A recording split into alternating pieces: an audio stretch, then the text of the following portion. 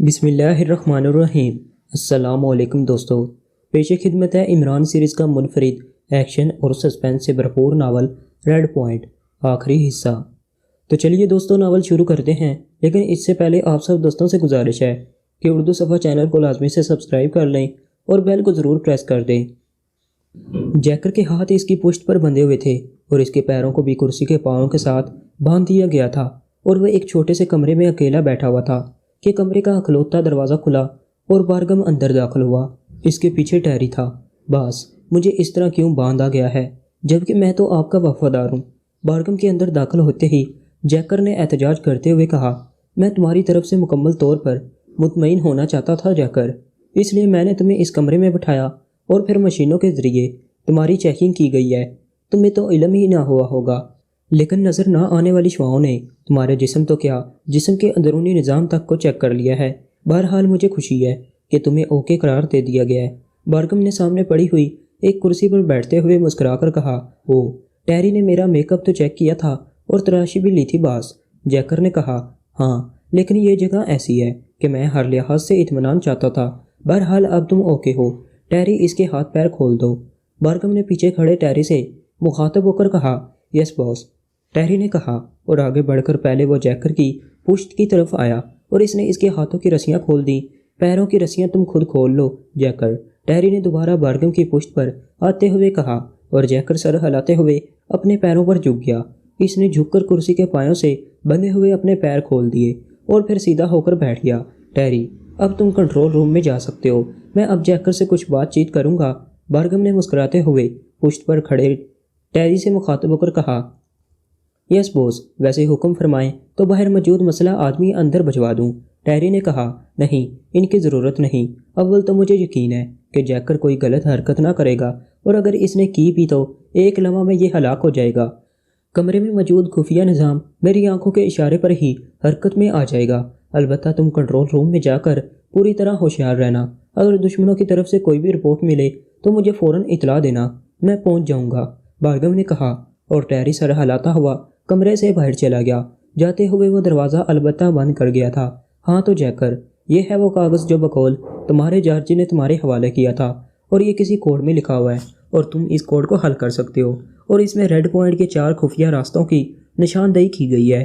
D code کرنا پڑتا ہے، اس کے بعد آپ کو بتانا پڑتا ہے، اور یہ بھی ممکن ہے کہ کوئی ایسی غلطی ہو جائے جس سے سارا معاملہ ہی الٹ ہو جائے۔ جیکر نے سر ہلاتے ہوئے کہا، تم ٹھیک کہہ رہے ہو، ٹھہرو، میں کاغذ منگواتا ہوں۔ بارگم نے سر ہلاتے ہوئے کہا، لیکن اس سے پہلے کہ اس کا ہاتھ پاس پڑے ہوئے ٹیلی فون کی طرف بڑھتا، اچانک دروازہ ایک دھماکے سے کھلا اور ٹیری اندر داخل ہوا۔ باس، ہم نے مادام مارسیلا کو پکڑ لیا ہے، ٹیری نے انتہائی پرجوش انداز میں چیختے ہوئے کہا۔ مارسیلا کو پکڑ لیا ہے؟ کیا مطلب؟ کہاں سے پکڑ لیا ہے؟ بارگم نے بجلی کی سی تیزی سے اٹھ کھڑے ہوتے ہوئے کہا، باس، ریڈ پوائنٹ کے کنٹرول روم سے باس، ٹیری نے جواب دیا۔ کیا تم نشے میں ہو؟ ریڈ پوائنٹ کے کنٹرول روم سے مارسیلا کو وہ یہاں کیسے پہنچ گئی؟ کمپیوٹر کنٹرول کی وجہ سے وہ اندر داخل ہی نہیں ہو سکتی۔ بارگم کی آنکھیں حیرت سے پھیلنے لگیں۔ باس، مجھے نہیں معلوم وہ کیسے اندر پہنچ گئی، حالانکہ کمپیوٹر نے اس کے داخلے یا موجودگی کا کوئی کاشن نہیں دیا تھا۔ روٹین راؤنڈ میں کنٹرول آفس سے 2 آدمی چیکنگ کے لیے وہاں پہنچے تو دروازہ کھلا ہوا تھا اور مارسیلا اندر ایک مشین کے سامنے کھڑی ہوئی تھی۔ انہوں نے اسے ہینڈل کر لیا اور اس کے پاس مشین گن بھی تھی۔ اس نے بجلی کی سی تیزی سے ہمارے آدمیوں پر مشین گن کھول دی، لیکن کنٹرول روم میں جانے کے لیے ان آدمیوں نے خصوصی لباس پہنے ہوئے تھے، اس لیے انہیں گولیاں زخمی نہ کر سکی اور انہوں نے ایس لائٹ فائر کر کے اسے بے ہوش کر دیا۔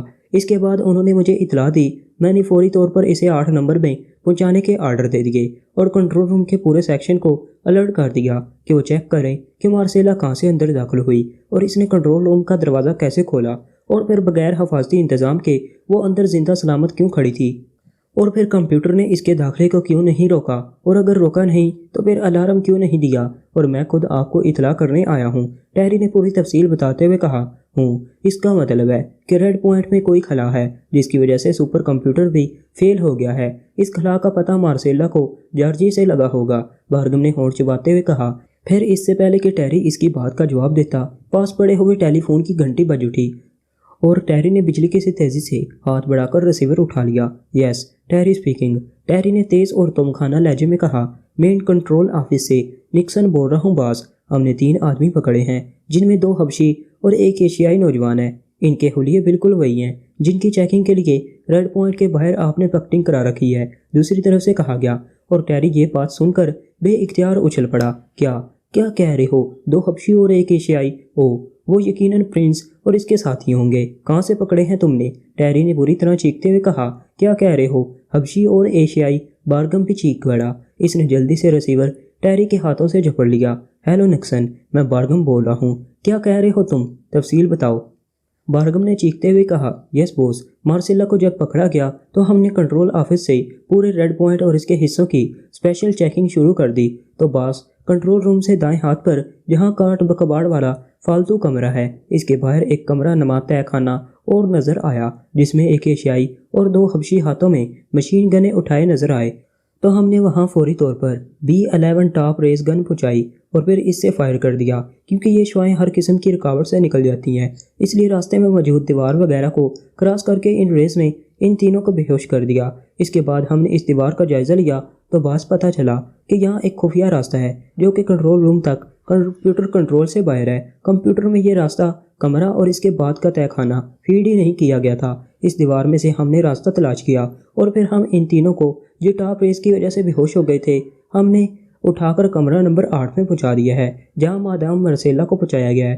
نکسن نے تفصیلی جواب دیتے ہوئے کہا، اوہو ویری گڈ، اس کا مطلب ہے کہ دشمن ہمارے ہاتھ لگ گئے ہیں، تم ان کا خیال رکھو، ہم وہیں کمرہ نمبر 8 میں پہنچ رہے ہیں اور سنو پورے ریڈ پوائنٹ کو چیک کرو، ہو سکتا ہے ایسا ہی کوئی اور خلا بھی موجود ہو۔ بارگم نے چیختے ہوئے کہا اور ریسیور کریڈل پر پٹک دیا، تم یہیں رکو چیکر، تمہارا وہ پرنس اپنے ساتھیوں سمیت ہاتھ لگ گیا ہے، میں ذرا اس کا خاتمہ کر دوں، اس کے بعد تم سے تفصیلی بات چیت ہوگی۔ بارگم نے خاموش کھڑے جیکر سے مخاطب ہو کر کہا، میری درخواست ہے باس کہ آپ مجھے ساتھ لے لیں، ہو سکتا ہے میں اس کاغذ کی بنا پر ان سے کوئی اہم بات اگلوا لوں۔ جیکر نے انتہائی مودبانہ لہجے میں کہا، نہیں تم یہیں رکو گے، یہ میرا حکم ہے۔ بارگم نے تیز لہجے میں کہا اور پھر اس نے ٹیری کو باہر چلنے کا اشارہ کیا اور خود تیزی سے دروازے سے باہر نکل گیا۔ جیکر تم بے فکر رہو، اب تم اپنے آدمی ہو، اس لیے تمہیں کسی قسم کے فکر ہونے کی ضرورت نہیں ہے۔ ٹیری نے جیکر کے کاندھے پر ہاتھ رکھتے ہوئے اسے اس طرح دبایا کہ جیکر کو مجبوراً کرسی پر بیٹھنا پڑا۔ پھر جیسے ہی جیکر کرسی پر بیٹھا ٹیری نے لات کرسی کے پائیں پر ماری تو کھٹاک کی آواز کے ساتھ ہی کرسی کے سامنے فرش سے لوہے کے ایک کھول نما چادر باہر نکلی اور دوسرے لمحے وہ کرسی کی پشت کے اوپر سے ہوتی ہوئی فرش میں غائب ہو گئی اور جیکر کرسی سمیت اس کھول میں اس طرح بند ہو گیا جیسے اسے کسی صندوق میں بند کر دیا گیا ہو۔ کھول کے صرف سامنے کے حصے میں چند باریک سوراخ نظر آ رہے تھے جو شاید ہوا کے لیے بنائے گئے تھے، اور پھر ٹیری مسکراتا ہوا تیزی سے دروازے سے باہر نکل گیا۔ اس نے دروازہ باہر سے بند کر دیا۔ اب جیکر واقعی مکمل طور پر بے بس ہو چکا تھا۔ جسم میں پیدا ہونے والی درد کی تیز لہر نے عمران کے ذہن پر چھایا ہوا اندھیرا دور کر دیا اور اس نے ایک جھٹکے سے آنکھیں کھول دی۔ آنکھیں کھولتے ہی اس کے منہ سے ایک طویل سانس نکل گیا کیونکہ اسے انتہائی عجیب و غریب حالت میں ہوش آیا تھا۔ وہ زمین میں موجود ٹھوس فلاد کی ایک سلنڈر کے اندر بند سیدھا کھڑا تھا، صرف اس کا سر گردن سمیت اس سلنڈر سے باہر تھا، باقی پورا جسم سلنڈر کے اندر بند تھا اور اس سلنڈر کا نچلا حصہ زمین کے اندر دفن تھا۔ سلنڈر کی چادر بہت موٹی اور ٹھوس فلاد کی بنی ہوئی تھی۔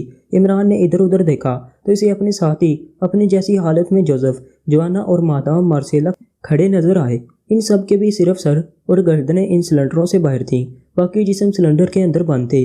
کمرہ خاصا بڑا تھا اور سپاٹ تھا، دیواریں اور فرش کنکریٹ کے تھے اور ان میں کوئی رکھنا موجود نہ تھا، بس صرف فرش میں 4 سلنڈر کڑے ہوئے موجود تھے جن میں عمران اور اس کے ساتھی بند تھے۔ اس کمرے کا صرف ایک دروازہ تھا جو ٹھوس فولاد کا بنا ہوا تھا اور بند تھا۔ عمران کے ساتھی ابھی تک بے ہوش تھے۔ عمران کا ذہن تیزی سے اس صورتحال کا تجزیہ کرنے میں مصروف تھا۔ اس نے سر اٹھا کر چھت کی طرف غور سے دیکھا اور دوسرے لمحے وہ ایک طویل سانس لے کر رہ گیا کیونکہ چھت پر ان 4 سلنڈروں کے عین اوپر باریک سوراخ نظر آ رہے تھے جو تاریک تھے۔ پھر عمران کی تیز نظروں نے اس بات کا بھی ایک لمحے میں جائزہ لے لیا کہ ایسے سوراخ چھت میں اور بھی کئی جگہوں پر تھے اور ان سوراخوں کو دیکھتے ہی وہ ساری صورتحال سمجھ گیا۔ جارجی کی ڈائری میں اس کمرے یا ان سلنڈروں کے بارے میں کچھ نہ لکھا تھا، لیکن عمران سمجھ گیا تھا کہ دشمنوں کو قید کرنے کے لیے انتہائی ذہانت آمیز انداز میں اس کمرے کو سیٹ کیا گیا ہے۔ فرش میں یقیناً ایسے آلات موجود ہیں جو کسی بھی انسان کی چوڑائی کے مطابق ٹھوس لوہے کی چادروں سے بنا ہوا سلنڈر بنا کر اوپر لے آ سکتے ہیں، اور پھر اس سلنڈر میں اوپر سے اس آدمی کو اندر ڈال دیا جاتا تھا۔ کیونکہ سلنڈر جسم سے کافی کھلا تھا۔ اگر یہ سلنڈر نیچے سے نکل کر اوپر کھڑے ہوئے آدمی کی جسامت کے مطابق بنائے جاتے تو پھر یقیناً یہ گول نہ ہوتے اور ان کے درمیان کوئی چھری نہ ہوتی۔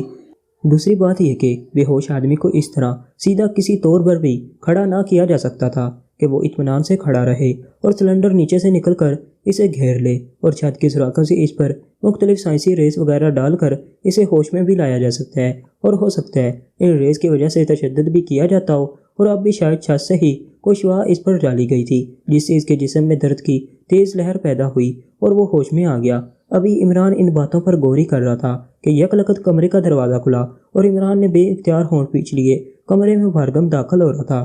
مارسیلا سے اس کا جو قد و قامت اور حلیہ اسے معلوم ہوا تھا، آنے والا 100% اس پر فٹ بیٹھتا تھا، اس لیے عمران اسے دیکھتے ہی سمجھ گیا کہ یہی بھارگم ہے۔ اس کے پیچھے ایک اور نوجوان تھا اور اس کے پیچھے مشین گن سے مسلح ایک آدمی موجود تھا جو اندر داخل ہوتے ہی دروازے کی سائڈ پر کھڑا ہو گیا، جبکہ بھارگم اور اس کا ساتھی تیزی سے چلتے ہوئے عمران کے سامنے پہنچ کر رک گئے۔ بھارگم ایک قدم آگے تھا جبکہ دوسرا نوجوان اس سے ایک قدم پیچھے تھا۔ ہوں تو تم ہو وہ پرنس آف ڈمپ جس نے ڈیتھ جانسن اور ریڈ فلیم کو چیلنج کیا ہے، بھارگم نے ہونٹ کاٹتے ہوئے انتہائی سخت لہجے میں کہا۔ وہ عمران کو بڑے غور سے دیکھ رہا تھا۔ کرکٹ بائی چانس تو سنا تھا، لیکن یہ ڈیتھ بائی چانس شاید ٹریفک پولیس والوں کا کوئی کوڈ ہوگا۔ وہ یقیناً ایکسیڈنٹ کوڈ ڈیتھ جانسن کو کہتے تھے۔ ویسے ہی ہمیں ٹریفک والوں سے بہت خوف آتا ہے، وہ چلان کرنے میں ذرا دیر نہیں کرتے، اور ریڈ فلیم شاید ویلڈنگ کوڈ ہے، اور جہاں تک ہم سمجھے ہیں تم شاید پہلے ویلڈنگ کا کام کرتے رہے ہوگے، پھر تم ٹریفک پولیس میں بھرتی ہو گئے۔ ویسے دونوں پیشے ہی بہت اچھے ہیں، جوڑ ہی تو لگانا ہے، چاہے ویلڈنگ کا ہو یا گاڑیوں کا۔ عمران نے بڑے سنجیدہ لہجے میں ٹیری نے مؤدبانہ لہجے میں جواب دیا۔ انہیں بھی ہوش میں لاؤ، ہم دیکھنا چاہتے ہیں کہ کیا ان تینوں کے ذہن بھی ختم ہو چکے ہیں یا نہیں۔ بھارگم نے تیز لہجے میں کہا۔ یس بوس، ٹیری نے کہا، اور اس نے جیب سے ایک بار پھر وہی ڈبہ نکالا اور اس کا بٹن پریس کر دیا۔ ہیلو کنٹرول آفس، ٹیری بول رہا ہوں، ان دو حبشیوں پر اینٹی ٹاپ ریز کا فائر کرو اور مارسیلا پر اینٹی ایس لائٹ ریز ڈال دو۔ ٹیری نے تیز اور تومکانہ لہجے میں کہا اور بٹن کو پریس کر کے ڈبہ جیب میں ڈال دیا۔ دوسرے لمحے چھت پر جھماکے سے ہوئے مارسیلا پر سفید رنگ کی تیز روشنی کی دہار، جبکہ جوزف اور جوانا پر سرخ رنگ کی دہاریں سے پڑی اور ایک لمحے میں غائب ہو گئیں۔ دوسرے لمحے جوزف اور جوانا دونوں کے حلق سے کرہیں سے نکلی اور انہوں نے آنکھیں کھول دیں، جبکہ مارسیلا نے ایک لمحے کے لیے بے ہوشی کے عالم میں ادھر ادھر سر مارا اور پھر ایک جھٹکے سے اپنی آنکھیں کھول دیں۔ تم نے دیکھ لیا مارسیلا کہ تم میرے ہاتھوں سے بچ کر قبر میں بھی داخل نہیں ہو سکتی۔ اب تم سے ایسا انتقام لوں گا کہ تمہاری روح صدیوں تک بلبلاتی رہے گی۔ بھارگم نے مارسیلا کے ہوش میں آتے ہی اس سے مخاطب ہو کر انتہائی طنزیہ لہجے میں کہا۔ مارسیلا اس کی بات کا جواب دینے کی بجائے عمران اور اس کے ساتھیوں کو دیکھنے میں مصروف ہو گئی۔ پرنس، آپ یہاں کیسے پہنچ گئی؟ مارسیلا نے حیرت بھرے لہجے میں کہا۔ مسٹر بھارگم نے ایک ماہر نفسیات کو بلوایا ہے تاکہ وہ ہمارے ذہن کا تجزیہ کر کے اسے بتائے کہ ہمارا ذہنی توازن تو کہیں خراب نہیں ہو گیا، اور اگر ہم تمہاری بات کا جواب دیں گے تو مسٹر بھارگم کو مزید یقین ہو جائے گا کہ ہم اپنا ذہنی توازن کھو بیٹھے ہیں۔ اس لیے ہم ماہر نفسیات ڈاکٹر واکر کے فیصلے تک آپ کی بات کا کوئی جواب نہیں دینا چاہتے۔ عمران نے اس بار بڑے سنجیدہ لہجے میں کہا۔ اسی لمحے دروازہ کھلا اور ایک ادھیڑ عمر آدمی اندر داخل ہوا۔ اس کی آنکھوں پر موٹے شیشوں والی لیدر کی اینک تھی اور وہ آدھے سر سے گنجا تھا۔ یس بوس، میرے لیے کیا حکم ہے؟ آنے والے نے سامنے جھکتے ہوئے انتہائی مؤدبانہ لہجے میں کہا۔ ڈاکٹر واکر، تم نے ان تینوں کی رپورٹ تیار کرنی ہے۔ بھارگم نے عمران، جوزف اور جوانا کی طرف اشارہ کرتے ہوئے سخت لہجے میں کہا۔ یس بوس، ڈاکٹر واکر نے کہا، اور اس نے جیب سے چند طے شدہ کاغذات نکالے اور انہیں مؤدبانہ انداز میں بھارگم کی طرف بڑھا دیے۔ پہلے اس پرنس کے متعلق بتاؤ، بھارگم نے کہا۔ یس بوس، ڈاکٹر واکر نے جلدی سے خود ہی ایک کاغذ کو کھولا اور اسے پڑھنا شروع کر دیا۔ آئی کیو رینکنگ ٹاپ، ذہنی توانائی ٹاپ، فوری اور صحیح فیصلہ کرنے کی صلاحیت ٹاپ، سوچ کی لہریں انتہائی توانا، ذہنی خلیات میں برقی توانائی بے پناہ، ذہنی کنٹرول کرنے کا ماہر۔ بس اس آدمی کے ذہن نے مجھے ششدر کر رکھا ہے۔ یہ شخص میرے لیے نقطۂ نظر سے اس دنیا میں سب سے طاقتور ذہن کا مالک ہے۔ میں نے اپنی پوری زندگی میں اس جیسا ذہن کبھی چیک نہیں کیا۔ ڈاکٹر واکر نے کاغذ کو دوبارہ طے کرتے ہوئے کہا، اور بھارگم اور ٹیری دونوں کے چہروں پر ڈاکٹر واکر کی باتیں سن کر استعجاب کی لہریں سی دوڑنے لگی۔ ان کے چہرے پر موجود تاثرات بتا رہے تھے کہ انہیں ڈاکٹر واکر کی باتوں پر یقین نہیں آ رہا ہوں۔ اب ان حبشیوں کے متعلق تمہاری کیا رپورٹ ہے؟ بھارگم نے ایک طویل سانس لیتے ہوئے کہا۔ ان میں سے 2 نمبر سلنڈر میں جو حبشی ہے باز، یہ ذہنی طور پر ظالم، جابر، شفاق قسم کا آدمی ہے۔ آئی کیو رینکنگ 3rd کلاس، توانائی 4th کلاس، فوری اور صحیح فیصلہ کرنے کے بارے میں 10 نیگیٹو زیرو کیٹیگری میں آتا ہے۔ ڈاکٹر واکر نے دوسرا کاغذ کھولتے ہوئے کہا، نیگیٹو 01 کا کیا مطلب ہوا؟ بارگم نے چونک کر کہا، سر، اس کا مطلب ہے کہ یہ شخص جو فیصلہ کرتا ہے جذباتی طور پر کرتا ہے اور اس پر فوری عمل درآمد کر گزرتا ہے، اور ضروری نہیں اس کا فیصلہ درست ثابت ہو اور اسے اس کی پرواہ بھی نہیں ہے اور اس سے زیادہ جذبات کا قائل ہے۔ ڈاکٹر واکر نے سر اٹھا کر وضاحت کرتے ہوئے کہا، اور بتاؤ؟ بارگم نے سر ہلاتے ہوئے کہا، سوچ کی لہریں نارمل، ذہنی خلیات میں برقی توانائی نارمل، ذہنی کنٹرول 0۔ واکر نے دوبارہ کاغذ پڑھتے ہوئے کہا اور کاغذ دوبارہ طے کر لیا، اور یہ دوسرا حبشی۔ بارگم نے اس بار جوزف کی طرف دیکھتے ہوئے کہا، کیونکہ ڈاکٹر واکر نے پہلے جوانا کی طرف اشارہ کرتے ہوئے رپورٹ پڑھی تھی۔ سلنڈر نمبر 4 میں بند حبشی انتہائی پسماندہ ذہن کا مالک ہے، ایسا ذہن کہ جیسے یہ شخص انتہائی غیر مہذب دیش سے آیا ہو۔ اس کا ذہن ہر لحاظ سے نارمل ہے، لیکن یہ ایسا ذہن ہے جو اپنے آقا کی غلامی پر کٹ پتلی کی طرح ناچ سکتا ہے۔ ڈاکٹر واکر نے تیسرا اور کاغذ کھول کر پڑھتے ہوئے کہا، اور پھر اسے طے کر دیا۔ پھر تو یہ دونوں صحیح باڈی گارڈز ہیں۔ اوکے ڈاکٹر واکر، اب آپ جا سکتے ہیں، بارگم نے کہا، اور ڈاکٹر واکر کو سلام کر کے مڑا اور دروازے سے باہر نکل گیا۔ ہاں تو پرنس آف ڈھمب، تو ڈاکٹر واکر کے مطابق تم ذہین ہو، لیکن مشین گن سے نکلنے والی ایک گولی تمہارے اس سپر ذہن کو ریزہ ریزہ کر کے رکھ دے گی۔ بارگم نے بڑے تنزیہ لہجے میں کہا، ہمارا خیال ہے تم نے آج تک اپنے لیے اس ڈاکٹر واکر کی خدمات حاصل نہیں کی، ورنہ تمہیں لازماً یہ معلوم ہو جاتا کہ تم دنیا کے احمق ترین انسان ہو۔ عمران نے مسکراتے ہوئے جواب دیا، شٹ اپ، زبان چلانے کی ضرورت نہیں ہے، ورنہ میرے ایک اشارے پر تم ہمیشہ ہمیشہ کے لیے اس سلنڈر میں دفن ہو جاؤ گے۔ بارگم نے غصے سے چیختے ہوئے کہا، گڈ، دھمکیاں اچھی دے لیتے ہو، پہلی گولی سے میرے سر توڑنے کی دھمکی دی، اب سلنڈر میں دفن ہونے کی دھمکی دے رہے ہو۔ تمہیں تو آئس لینڈ حکومت میں وزیر دھمکیات ہونا چاہیے تھا۔ بہرحال کیا تم ہمیں بتاؤ کہ اس سارے کھیل سے تمہارا کیا تعلق ہے؟ عمران نے سر ہلاتے ہوئے کہا، اس کے لہجے میں گہرا اطمینان تھا، تم مجھے صرف اتنا بتا دو کہ تم کس کے اشارے پر یہاں میرے خلاف کام کر رہے ہو، کیونکہ تمہاری یہاں آمد اور اس نوعیت کی سرگرمیوں کی ظاہر کوئی وجہ نظر نہیں آتی۔ بارگم نے تیز لہجے میں کہا، ایک ادارہ ہے، انٹرنیشنل نارکوٹک ایجنسی، یہ ادارہ اقوام متحدہ کے تحت قائم کیا گیا ہے، اور ہم نے صرف انسانیت کے لحاظ کی خاطر اس ادارے کی رکنیت قبول کر لی ہے۔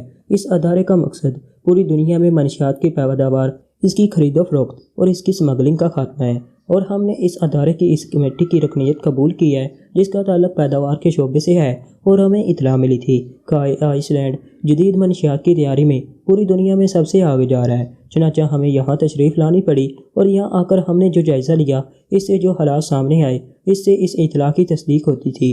عمران نے بڑے باوقار لہجے میں بات کرتے ہوئے کہا، تمہاری گفتگو کا انداز بتا رہا ہے کہ تم واقعی کسی مشرقی ریاست کے پرنس ہو۔ بہرحال تم نے جو کچھ بتایا ہے اس سے ثابت ہوتا ہے کہ تم ہمارے لیے انتہائی خطرناک شخص ہو، اس لیے تمہاری موت اب ناگزیر ہو چکی ہے۔ بارگم نے سر ہلاتے ہوئے کہا، موت اور زندگی کا فیصلہ تمہارے ہاتھ میں نہیں ہے مسٹر بارگم، البتہ ہم امید رکھتے ہیں کہ جس طرح ہم نے تمہارے سوال کا تفصیل سے جواب دیا ہے، اسی طرح تم بھی ہمارے ایک سوال کا صحیح طرح جواب دو گے۔ عمران نے کہا، کیا سوال ہے تمہارا؟ بارگم نے تنزیہ انداز میں پوچھا، صرف ایک سوال، کہ تم نے مادام مارسیلا اور ہمیں کس طرح چیک کیا ہے؟ عمران نے بڑے سنجیدہ لہجے میں کہا، اور بارگم نے کنٹرول آفس سے ملنے والی رپورٹ مختصر لفظوں میں بتا دی۔ گڈ، تھینک یو، اب ہم پوری طرح مطمئن ہو گئے ہیں کہ غلطی مادام مارسیلا سے نہیں ہوئی، ورنہ ہم مادام مارسیلا کو ان کی غلطی پر سرزنش کرنے کا فیصلہ کر چکے تھے۔ ہمیں یقین ہے کہ مادام مارسیلا نے ہماری ہدایات پر پوری طرح عمل کیا ہوگا۔ عمران نے مادام مارسیلا کی طرف دیکھتے ہوئے کہا، یس پرنس، آپ کی ہدایات پر عمل ہو چکا تھا جب اچانک مجھ پر وار کیا گیا تھا۔ مارسیلا نے جلدی سے جواب دیا، اور عمران کی آنکھوں میں ایک لمحے کے لیے چمک لہرائی اور دوسرے لمحے وہ نارمل ہو گیا۔ تم نے اسے کیا ہدایات دے کر بھیجا تھا؟ بارگم نے تیز لہجے میں پوچھا۔ میں نے انہیں بھیجا تھا تاکہ آپ سے مذاکرات کا وقت مقرر کر سکے، لیکن اب شاید اس کی ضرورت نہیں رہی۔ ویسے مسٹر بارگم، آپ کے ریڈ پوائنٹ میں کون کون سی قسم کی منشیات تیار ہوتی ہیں؟ کیا آپ ان کی تفصیل بتائیں گے؟ عمران نے کہا، تم شاید وقت گزارنا چاہتے ہو، اس لیے اوٹ پٹانگ قسم کی باتیں کر رہے ہو، لیکن میں تمہیں بتا دوں کہ ان سلنڈروں میں بند ہونے کے بعد تم بالکل بے حس ہو چکے ہو۔ بہرحال بہت باتیں ہو گئی ہیں، اور اب میں مزید وقت ضائع نہیں کرنا چاہتا، اس لیے میرا فیصلہ سن لو۔ تم اور تمہارے باڈی گارڈوں کو ان سلنڈروں کے اندر ہی ہلاک کر دیا جائے گا، اور مارسیلا کو ہم نے اپنے ساتھی ٹیری کو بخش دیا ہے۔ اس کی قسمت کا فیصلہ ٹیری خود کرے گا، بارگم نے تیز لہجے میں کہا، اور اس کے ساتھ ہی وہ تیزی سے پیچھے ہٹا، اور اس نے مڑ کر مسئلہ آدمی کو آگے آنے کا اشارہ کیا، اور وہ تیزی سے آگے بڑھایا۔ اس پرنس کی کھوپڑی اڑا دو۔ اس وقت تک ٹریگر سے تمہاری انگلی نہیں ہٹنی چاہیے جب تک اس کی کھوپڑی اس سلنڈر کے اوپر سے مکمل طور پر غائب نہ ہو جائے۔ بھارگم نے تیز لہجے میں کہا۔ یس بوس، اس آدمی نے سر جھکا کر کہا، اور دوسرے لمحے اس نے اپنی مشین گن کا رخ عمران کی طرف کیا اور کمرہ مسلسل اور بے پناہ فائرنگ کے ساتھ ساتھ مارسیلا کے حلق سے نکلنے والی بے اختیار چیخوں سے گونج اٹھا۔ کرسی کے اوپر آ جانے والے کور میں باریک باریک سوراخ موجود تھے جو جیکر کے بالکل چہرے کے سامنے تھے، اور جیکر نے ان باریک سوراخوں میں سے ٹیری کو واپس جاتے اور دروازہ بند کرتے ہوئے دیکھ لیا تھا۔ جیسے ہی دروازہ بند ہوا، جیکر نے اپنی قمیض کی ایک کف پر لگا ہوا بٹن دوسرے ہاتھ سے نوچا۔ کور چونکہ خاصا کھلا تھا، اس لیے جیکر کو ہاتھ اور جسم ہلانے میں زیادہ تنگی کا سامنا نہ تھا، لیکن وہ اس کور سے باہر نہ جا سکتا تھا۔ اس نے ایک ہاتھ سے دوسرے ہاتھ کی آستین پر لگا ہوا بٹن نوچا، اور پھر اس نے بٹن کو اس اندازے سے اپنی ایک ٹانگ کے قریب آہستہ سے فرش کی طرف چھوڑ دیا۔ وہ کور کی وجہ سے جھک کر نہ دیکھ سکتا تھا اور چھوٹا سا بٹن کہیں بھی گر سکتا تھا، لیکن جیکر نے اسے نیچے پھینکتے ہوئے ہر ممکن احتیاط سے کام لیا تھا، اور پھر اس نے دونوں پیروں سے آہستہ سے ادھر ادھر اسے گھسکایا، جس کے جوتے کے نیچے چونکہ لیدر کور موجود تھا، اس لیے چند لمحوں بعد اسے پیر کے نیچے اس بٹن کی موجودگی کا احساس ہو گیا تو اس کے لبوں پر ہلکی سی مسکراہٹ رنگ گئی۔ اس نے احتیاط سے پیر کو آگے بڑھایا اور بٹن اس کے جوتے کے تلے کے نیچے کھسکتا ہوا آگے بڑھ گیا۔ جب اس کے بوٹ کی ٹو کور کی چادر سے ٹکرائی تو اس نے پیر کو اوپر اٹھایا اور پھر اندازے سے اسے اس طرح پیچھے کیا کہ تلے کے نیچے موجود بٹن اس کے بوٹ کی ٹو کے سامنے آ جائے، اور پھر دانت پنچ کر اس نے پیر کو تیزی سے آگے کی طرف بڑھا دیا۔ جیسے ہی اس کے بوٹ کی ٹو کور کی چادر سے ٹکرائی، ایک دھماکہ ہوا اور چادر کا نچلا حصہ ٹکڑے ٹکڑے ہو کر دور فرش پر جا گرا، اور اس کے ساتھ ہی سرر کی تیز آواز سے اوپر والا حصہ بھی جو اس کے سر کے اوپر سے ہو کر پچھلی طرف فرش میں غائب ہو گیا تھا، پچھلی طرف کے فرش میں غائب ہو چکا تھا، اور جیکر اب کرسی سے اس کور سے آزاد ہوا بیٹھا تھا۔ کور کے اوپر والے حصے کے غائب ہوتے ہی وہ اچھل کر اٹھا اور چھلانگ لگا کر ایک طرف ہٹ گیا۔ کور کے نچلے حصے کے ٹکڑے دروازے کے سامنے بکھرے ہوئے تھے، اور جس جگہ وہ بٹن چادر سے ٹکرایا تھا وہاں کے فرش کا تھوڑا سا حصہ بھی چادر کے ساتھ ہی اکھڑ گیا تھا، اور اب اس اکھڑی ہوئی جگہ سے دھواں سا نکل رہا تھا۔ جیکر بالکل باہر نکل کر کھڑا رہا اور وہ اس دھماکے کا رد عمل چیک کرنا چاہتا تھا، لیکن جب کئی منٹ تک کوئی رد عمل نہ ہوا تو وہ آہستہ سے دروازے کی طرف بڑھا۔ اس نے دروازے کو کھولا تو دروازہ کھل گیا، لیکن جیکر دروازے کے اندر ہی کھڑا رہا اور اس نے اپنے جسم کا کوئی حصہ باہر نہ نکالا، کیونکہ اسے معلوم تھا کہ پورا ریڈ پوائنٹ کمپیوٹر کنٹرولڈ ہے اور وہ صرف اس کمرے کے اندر محفوظ ہے۔ اس سے باہر نکلتے ہی کمپیوٹر نے اسے چیک کر لینا ہے، اس لیے کہ شاید اس کمرے کی حد تک کمپیوٹر میں اس کی موجودگی کو فیڈ کیا گیا تھا۔ وہ دروازے میں کھڑا سوچ رہا تھا کہ اب کیا کرے کہ اس کے کانوں میں کسی کے قدموں کی آواز سنائی دی۔ قدموں کی آواز بتا رہی تھی کہ آنے والا ادھر ہی آ رہا ہے۔ جیکر تیزی سے ایک سائیڈ پر ہو گیا۔ قدموں کی آواز اس دروازے کے سامنے پہنچی تو یکلکت ایک انسانی آواز سنائی دی۔ ارے یہ کیا؟ بولنے والے نے شاید کھلے دروازے کے سامنے ٹوٹے ہوئے کور کے ٹکڑے دیکھ کر ایسا کہا تھا، اور پھر ایک مشین گن بردار آدمی یکلکت اچھل کر اندر داخل ہوا۔ اس کے ساتھ ہی جیکر کا بازو لہرایا اور اندر آنے والا آدمی چیختا ہوا سامنے کھڑی کرسی پر جا گرا۔ اس کے ہاتھ میں پکڑی ہوئی مشین گن اچھل کر ایک طرف جا گری تھی۔ جیکر نے بجلی کی تیزی سے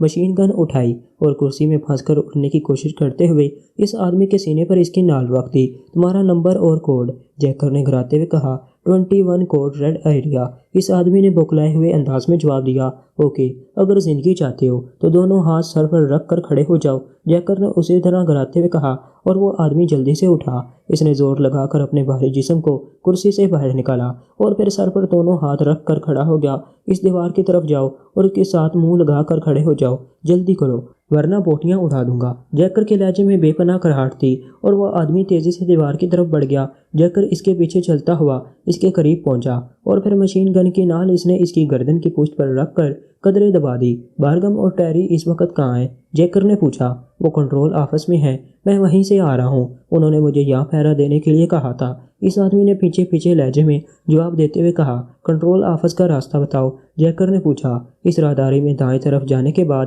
سیڑھیاں نیچے جاتی ہیں، وہ کنٹرول آفس ہے، اس آدمی نے جواب دیا۔ اوکے، جیکر نے کہا اور ساتھ ہی اس نے ٹریگر دبا دیا۔ چونکہ نال گردن کے اندر دبی ہوئی تھی اس لیے ہلکے سے دھماکے ہوئے اور دوسرے لمحے اس آدمی کی گردن ریشہ ریشہ ہو گئی اور وہ کٹے ہوئے شیطیر کی طرح دیوار کے ساتھ گھسیٹتا ہوا نیچے گر گیا۔ جیکر نے جلدی سے اسے سیدھا کیا اور پھر اس کی بوٹ شرٹ پینٹ سے کھینچ کر باہر نکالی اور پینٹ کے اندرونی ہی طرف اس کی پٹی کے ساتھ ساتھ ہاتھ پھیرنے لگا۔ ایک جگہ اس کا ہاتھ اٹک گیا اور پھر جب اس نے ہاتھ باہر کھینچا تو ایک پتلی لیکن مستطیل سی ڈبیا اس کے ہاتھ میں تھی جس کے ساتھ ایک چھوٹا سا کلپ لگا ہوا تھا۔ اس نے جلدی سے اس ڈبیا کو اپنی پتلون کی بیلٹ کے اندرونی طرف فٹ کر لیا اور پھر مشین گن اٹھائے وہ دروازے کی طرف بڑھ گیا۔ اس بار وہ رکے بغیر دروازے سے نکل کر راہداری میں پہنچ گیا۔ ہیلو ہیلو، کوڈ بتاؤ کوڈ بتاؤ، یک لخت جیکر کے کانوں میں مشینی آواز سنائی دی۔ ایسا لگتا تھا جیسے اس کے ذہن کے اندر کوئی بول رہا ہو، ریڈ ایریا۔ جیکر نے اس آدمی کے لہجے میں بات کرتے ہوئے کہا، نمبر بتاؤ نمبر بتاؤ۔ وہی مشینی آواز دوبارہ سنائی دی، 21۔ جیکر نے پھر اسی آواز اور لہجے میں جواب دیا، اوکے کلیئر فار 1 آور۔ مشینی آواز سنائی دی اور پھر خاموشی چھا گئی۔ جیکر کے لبوں پر اطمینان بھری مسکراہٹ ابھر آئی۔ وہ سمجھ گیا کہ اب 1 گھنٹے تک کمپیوٹر نے اسے کلیئر کر دیا ہے۔ اسے معلوم تھا کہ کمپیوٹر ہر گھنٹے کے بعد یہاں موجود تمام لوگوں کی چیکنگ کرتا ہے، سوائے چند خاص لوگوں کے جو اس چیکنگ سے مستثنیٰ ہیں، اور اتفاق سے وہ لمحات اس وقت آئے تھے جب وہ اس آدمی کا خاتمہ کر کے اس کا کمپیوٹر ریسیور لگا کر راہداری میں پہنچا تھا۔ اب جیکر اطمینان سے چلتا ہوا راہداری میں آگے بڑھتا گیا۔ اب وہ کمپیوٹر کی طرف سے تو بے فکر ہو چکا تھا، البتہ انسانی آنکھوں نے یقیناً اس کا چہرہ اور لباس دیکھتے ہی اسے چیک کر لینا تھا، لیکن انسانوں کی طرف سے اسے کوئی فکر نہ تھی۔ راہداری کے اختتام پر واقعی سیڑھیاں نیچے جا رہی تھی اور سیڑھیوں کے اختتام پر ایک بڑا سا فولادی دروازہ موجود تھا جس کے باہر سرخ اور نیلے رنگ کی روشنیاں جھلملا رہی تھیں۔ سیڑھیوں پر کوئی آدمی نہ تھا۔ جیکر نے تیزی سے ادھر ادھر دیکھا تو راہداری کے دائیں طرف والی دیوار میں اسے ایک سوئچ پینل نظر آ گیا۔ جیکر جلدی سے اس سوئچ پینل کی طرف بڑھا اور اس نے اس کے سب سے نچلے حصے میں موجود ایک سرخ رنگ کے بٹن کو دبا دیا۔ بٹن دبتے ہی بغیر کسی آواز کے دیوار میں ایک خلا نمودار ہوا جس کی دوسری طرف ایک چھوٹا سا کمرہ تھا۔ جیکر جلدی سے اس کمرے میں داخل ہو گیا۔ یہ کمرہ کسی آفس کے طور پر بنا ہوا تھا۔ درمیان میں ایک بڑی سی دفتر میز موجود تھی جس کے پیچھے اونچی نشست کی کرسی تھی۔ سامنے والی دیوار پر ایک بڑی سی اسکرین موجود تھی جو تاریک تھی۔ جیکر کے اندر داخل ہوتے ہی خلا خود بخود غائب ہو گیا اور اس کے ساتھ ہی دیوار پر نصب اسکرین ایک جماکے سے روشن ہو گئی اور میز کی سائڈ سے وہی مشینی آواز نکلی، چیکنگ پوائنٹ بتائیے۔ یہ آواز میز کی کونے کی سطح پر بنے ہوئے باریک باریک سوراخوں سے نکلی تھی۔ روم نمبر 8 کنٹرول سیکشن، جیکر نے جلدی سے کہا اور کرسی پر بیٹھ گیا۔ دوسرے لمحے اسکرین پر مختلف جھماکے ہونے لگے اور پھر ایک کمرے کا منظر ابھر آیا جس کے درمیان ایک بڑی مشین موجود تھی جس پر بے شمار چھوٹے بڑے رنگ برنگے بلب جل بجھ رہے تھے اور ایک آدمی اس مشین کے سامنے اسٹول پر بیٹھا ہوا تھا۔ یس بوس، اس آدمی نے جلدی سے مشین کا ایک بٹن دباتے ہوئے کہا، روم نمبر 8 کی کیا پوزیشن ہے؟ اس بار جیکر کے حلق سے بارگم کی آواز نکلی، روم نمبر 8 کی پوزیشن ساؤنڈ ہے باس، لیکن آپ تو ابھی بذات خود روم نمبر 8 میں تھے باس۔ اس آدمی کی حیرت سے پر آواز سنائی دی، اوہ دھوکہ ہو گیا ہے، روم نمبر 8 میں میری جگہ کوئی اور ہوگا، فوراً اسے فکس اپ کر دو۔ جیکر نے بارگم کی آواز میں حلق کے بل چیختے ہوئے کہا، کوئی اور؟ کیا مطلب باس؟ ٹیری بھی آپ کے ساتھ ہیں؟ کسے اوپن کروں باس؟ آپریٹر نے بری طرح بکھلائے ہوئے انداز میں جواب دیا۔ اس کا لہجہ بتا رہا تھا کہ وہ ذہنی طور پر بڑبڑا گیا ہے۔ اوہو دھوکہ، ٹیری تو میرے پاس موجود ہے، ٹیری اسے بتاؤ کہ تم یہاں موجود ہو۔ جیکر نے بارگم کے لہجے میں چیختے ہوئے کہا، یس ٹیری اسپیکنگ۔ اس بار جیکر نے خود ہی ٹیری کی آواز حلق سے نکالتے ہوئے کہا، او باس واقعی زبردست دھوکہ ہوا ہے، میں اسکرین اوپن کرتا ہوں، سر آپ آرڈر دیں۔ ٹیری کی آواز سنتے ہی وہ آدمی اور زیادہ بکھلا گیا اور دوسرے لمحے اس نے مشین کے مختلف بٹن تیزی سے دبانے شروع کر دیے اور اسکرین پر جھماکے ہوئے اور پھر ایک منظر ابھر آیا۔ جیکر یہ منظر دیکھتے ہی حیرت اور خوف سے کرسی سے اچھل پڑا۔ یہ ایک کمرے کا منظر تھا جس میں 4 گول سلنڈر زمین میں گڑے ہوئے نظر آ رہے تھے۔ ان چاروں سلنڈروں میں پرنس، مارسیلا اور پرنس کے باڈی گارڈز بے بس کھڑے ہوئے تھے اور ان کے پیچھے مشین گن سے مسلح آدمی کھڑا تھا۔ ابھی جیکر یہ منظر دیکھ ہی رہا تھا کہ یک لقت بارگم پیچھے ہٹا اور پھر وہ مسلح آدمی تیزی سے آگے بڑھایا۔ اس مسلح آدمی کو شوٹ کر دو فوراً، جیکر نے بارگم کے لہجے میں چیختے ہوئے کہا۔ شوٹ کر دوں؟ وہ کیسے باس؟ اس آدمی کی حیرت بھری آواز سنائی دی اور اسی لمحے جیکر نے بے اختیار آنکھیں بند کر لی کیونکہ اس مسلح آدمی نے پرنس کی طرف مشین گن کا رخ کر دیا تھا اور جیکر نے ٹریگر پر اس کی انگلی کی حرکت خود دیکھ لی تھی اور ظاہر ہے اب پرنس کے بچ جانے کا کوئی سکوپ باقی نہ رہا تھا۔ باس باس یہ کیا ہو گیا ہے باس؟ اسی لمحے اس آپریٹر کی چیختی ہوئی آواز سنائی دی اور جیکر کی آنکھیں بے اختیار کھل گئیں اور پھر اسکرین پر اسے جو منظر نظر آیا وہ واقعی اس کے لیے انتہائی حیرت انگیز تھا، ناقابل یقین منظر، اور جیکر بے اختیار اپنی آنکھیں دونوں ہاتھ سے ملنے لگ گیا۔ عمران بڑے اطمینان سے کھڑا بارگم اور اس مسلح آدمی کے درمیان ہونے والی بات چیت سن رہا تھا۔ اس کا انداز ایسا تھا جیسے بارگم اس کے قتل کے بجائے کسی اور کے قتل کے بارے میں اس مسئلہ آدمی کو ہدایات دے رہا ہو، جبکہ مارسیلا کا چہرہ بری طرح متغیر ہونے لگ گیا تھا۔ اور پھر جیسے ہی اس مسئلہ آدمی نے مشین گن کا ٹریگر دبایا، مارسیلا کی آنکھیں خود بخود بند ہو گئیں اور اس کے حلق سے ہذیانی انداز میں چیخیں نکلنے لگیں۔ اس کی چیخیں مشین گن کی مسلسل اور بے پناہ فائرنگ کی آوازوں پر بھی حاوی آ گئی تھیں۔ یہ کیا؟ اچانک اس کے کانوں میں بارگم کی چیخ پڑی تو اس نے بے اختیار آنکھیں کھول دیں اور دوسرے لمحے وہ اس طرح آنکھیں پھاڑ پھاڑ کر دیکھنے لگا جیسے اس کی بینائی اچانک غائب ہو گئی ہو۔ آنکھیں کھلتے ہی اس کی آنکھوں کے سامنے جو منظر ابھرا تھا وہ واقعی ناقابل یقین تھا۔ عمران کا سر اور گردن سلنڈر کے اوپر سے غائب ہو چکا تھا، لیکن اس کی کھوپڑی کا کوئی ذرہ تک فرش پر نظر نہ آ رہا تھا اور مشین گن بردار پاگلوں کی طرح مشین گن ہاتھ میں پکڑے ادھر ادھر دیکھ رہا تھا، جبکہ بارگم اور ٹیری دونوں کے چہرے حیرت کی شدت سے مسک ہو چکے تھے۔ اس سلے میں جیسے کوئی گولی بندوق کی نال سے نکلتی ہے، اس طرح عمران کا جسم پلک جھپکنے میں سلنڈر کی اوپر والی سطح پر نظر آیا اور اس سے پہلے کہ کوئی سمجھتا، عمران نے چھلانگ لگائی اور اس مشین گن بردار کے ہاتھ سے مشین گن چھین کر ایک طرف کھڑا نظر آیا اور ایک لمحے سے کم عرصے میں مشین گن کی فائرنگ کے ساتھ ہی وہ آدمی جس سے عمران نے مشین گن چھینی تھی اور ٹیری لٹو کی طرح گھوم کر چیختے ہوئے فرش پر گر گئے۔ ان کے جسم گولیوں سے چھلنی ہو چکے تھے۔ اب بتاؤ بارگم کہ موت زندگی کا فیصلہ کس کے ہاتھوں میں ہے؟ عمران نے مشین گن کی نال کا رخ بارگم کے سینے کی طرف کرتے ہوئے بڑے ٹھہرے ہوئے لہجے میں کہا، کیسے ہو گیا؟ کیسے یہ کیسے ہو گیا؟ تم اس سلنڈر میں پہلے غائب ہو گئے پھر باہر آ گئے، کیسے؟ یہ کیسے ہو گیا؟ بارگم نے انتہائی حیرت اور بوکھلاہٹ سے پر لہجے میں کہا، اگر تم ڈاکٹر واکر کی طرح ماہر نفسیات کے ساتھ ساتھ ایک ماہر سلنڈریات بھی رکھ لیتے تو تمہیں معلوم ہو جاتا کہ سلنڈر کے اندر اوپر سے کسی آدمی کے جسم کو ڈالنے کا مطلب یہ ہوتا ہے کہ سلنڈر کو اس جسم کی نسبت کافی کھلا رکھنا پڑتا ہے تاکہ وہ اندر سیدھا چلا جائے، اور یہ سلنڈر ہمارے جسم کی نسبت کافی کھلا تھا، اس لیے ہم اطمینان بڑے انداز میں کھڑے تھے، اور پھر جیسے ہی تمہارے آدمی نے ٹریگر دبایا ہم نیچے ہو گئے۔ نتیجہ یہ کہ گولیاں سلنڈر کے اوپر سے گزر گئیں۔ اس کے ساتھ مجھے معلوم ہے کہ شدید حیرت کا ایک وقفہ آتا ہے، چنانچہ ہم اس وقفے سے معاہدہ اٹھایا اور ہم پول والٹ کے بھی بین الاقوامی کھلاڑی رہے ہیں، جس میں پول کی مدد سے جسم کو اوپر سیدھا اٹھایا جاتا ہے، اور ہم اس کھیل میں اس قدر مہارت رکھتے ہیں کہ ابھی پول کی بھی ضرورت نہیں رہی۔ چنانچہ جیسے ہی فائرنگ رکی اور اس کا وقفہ آیا ہم اوپر کو اچھلے اور نتیجہ تمہارے سامنے ہے۔ عمران نے بڑے مطمئن انداز میں وضاحت کرتے ہوئے کہا، اوہ کاش مجھے ان باتوں کا پہلے خیال آ جاتا، میرے خیال میں ایسا ہونا ناممکن تھا، آج سے پہلے کسی نے ایسا نہ کیا تھا۔ بارگم نے ہونٹ چباتے ہوئے کہا، آج سے پہلے تمہاری کبھی پرنس آف ڈھم سے ملاقات نہیں ہوئی تھی۔ عمران نے مسکراتے ہوئے کہا، ٹھیک ہے سنو، میں تمہارے ساتھ صلح کرنا چاہتا ہوں، جس قدر رقم لینا چاہو میں دینے کے لیے تیار ہوں، اگر تم چاہو تو کاروبار میں تمہارا حصہ بھی رکھ سکتا ہوں۔ بارگم نے ہونٹ چباتے ہوئے کہا، مسٹر بارگم تم ہماری توہین کر رہے ہو اور تم نہیں جانتے کہ ہماری توہین کی کیا سزا ہے۔ عمران نے انتہائی گسیلے لہجے میں کہا، اور ابھی اس کا فکرہ ختم نہ ہوا تھا کہ یکلخت کمرے میں سرر کی تیز آوازیں گونجی۔ یہ آوازیں عمران کے عقم میں پیدا ہوئی تھی، اس لیے عمران فطری طور پر تیزی سے گھوما اور دوسرے لمحے بارگم بھوکے عقاب کی طرح اس سے ٹکرایا، اور عمران چونکہ اچانک گھوما تھا اور عین گھومتے ہی بارگم اس سے ٹکرایا تھا،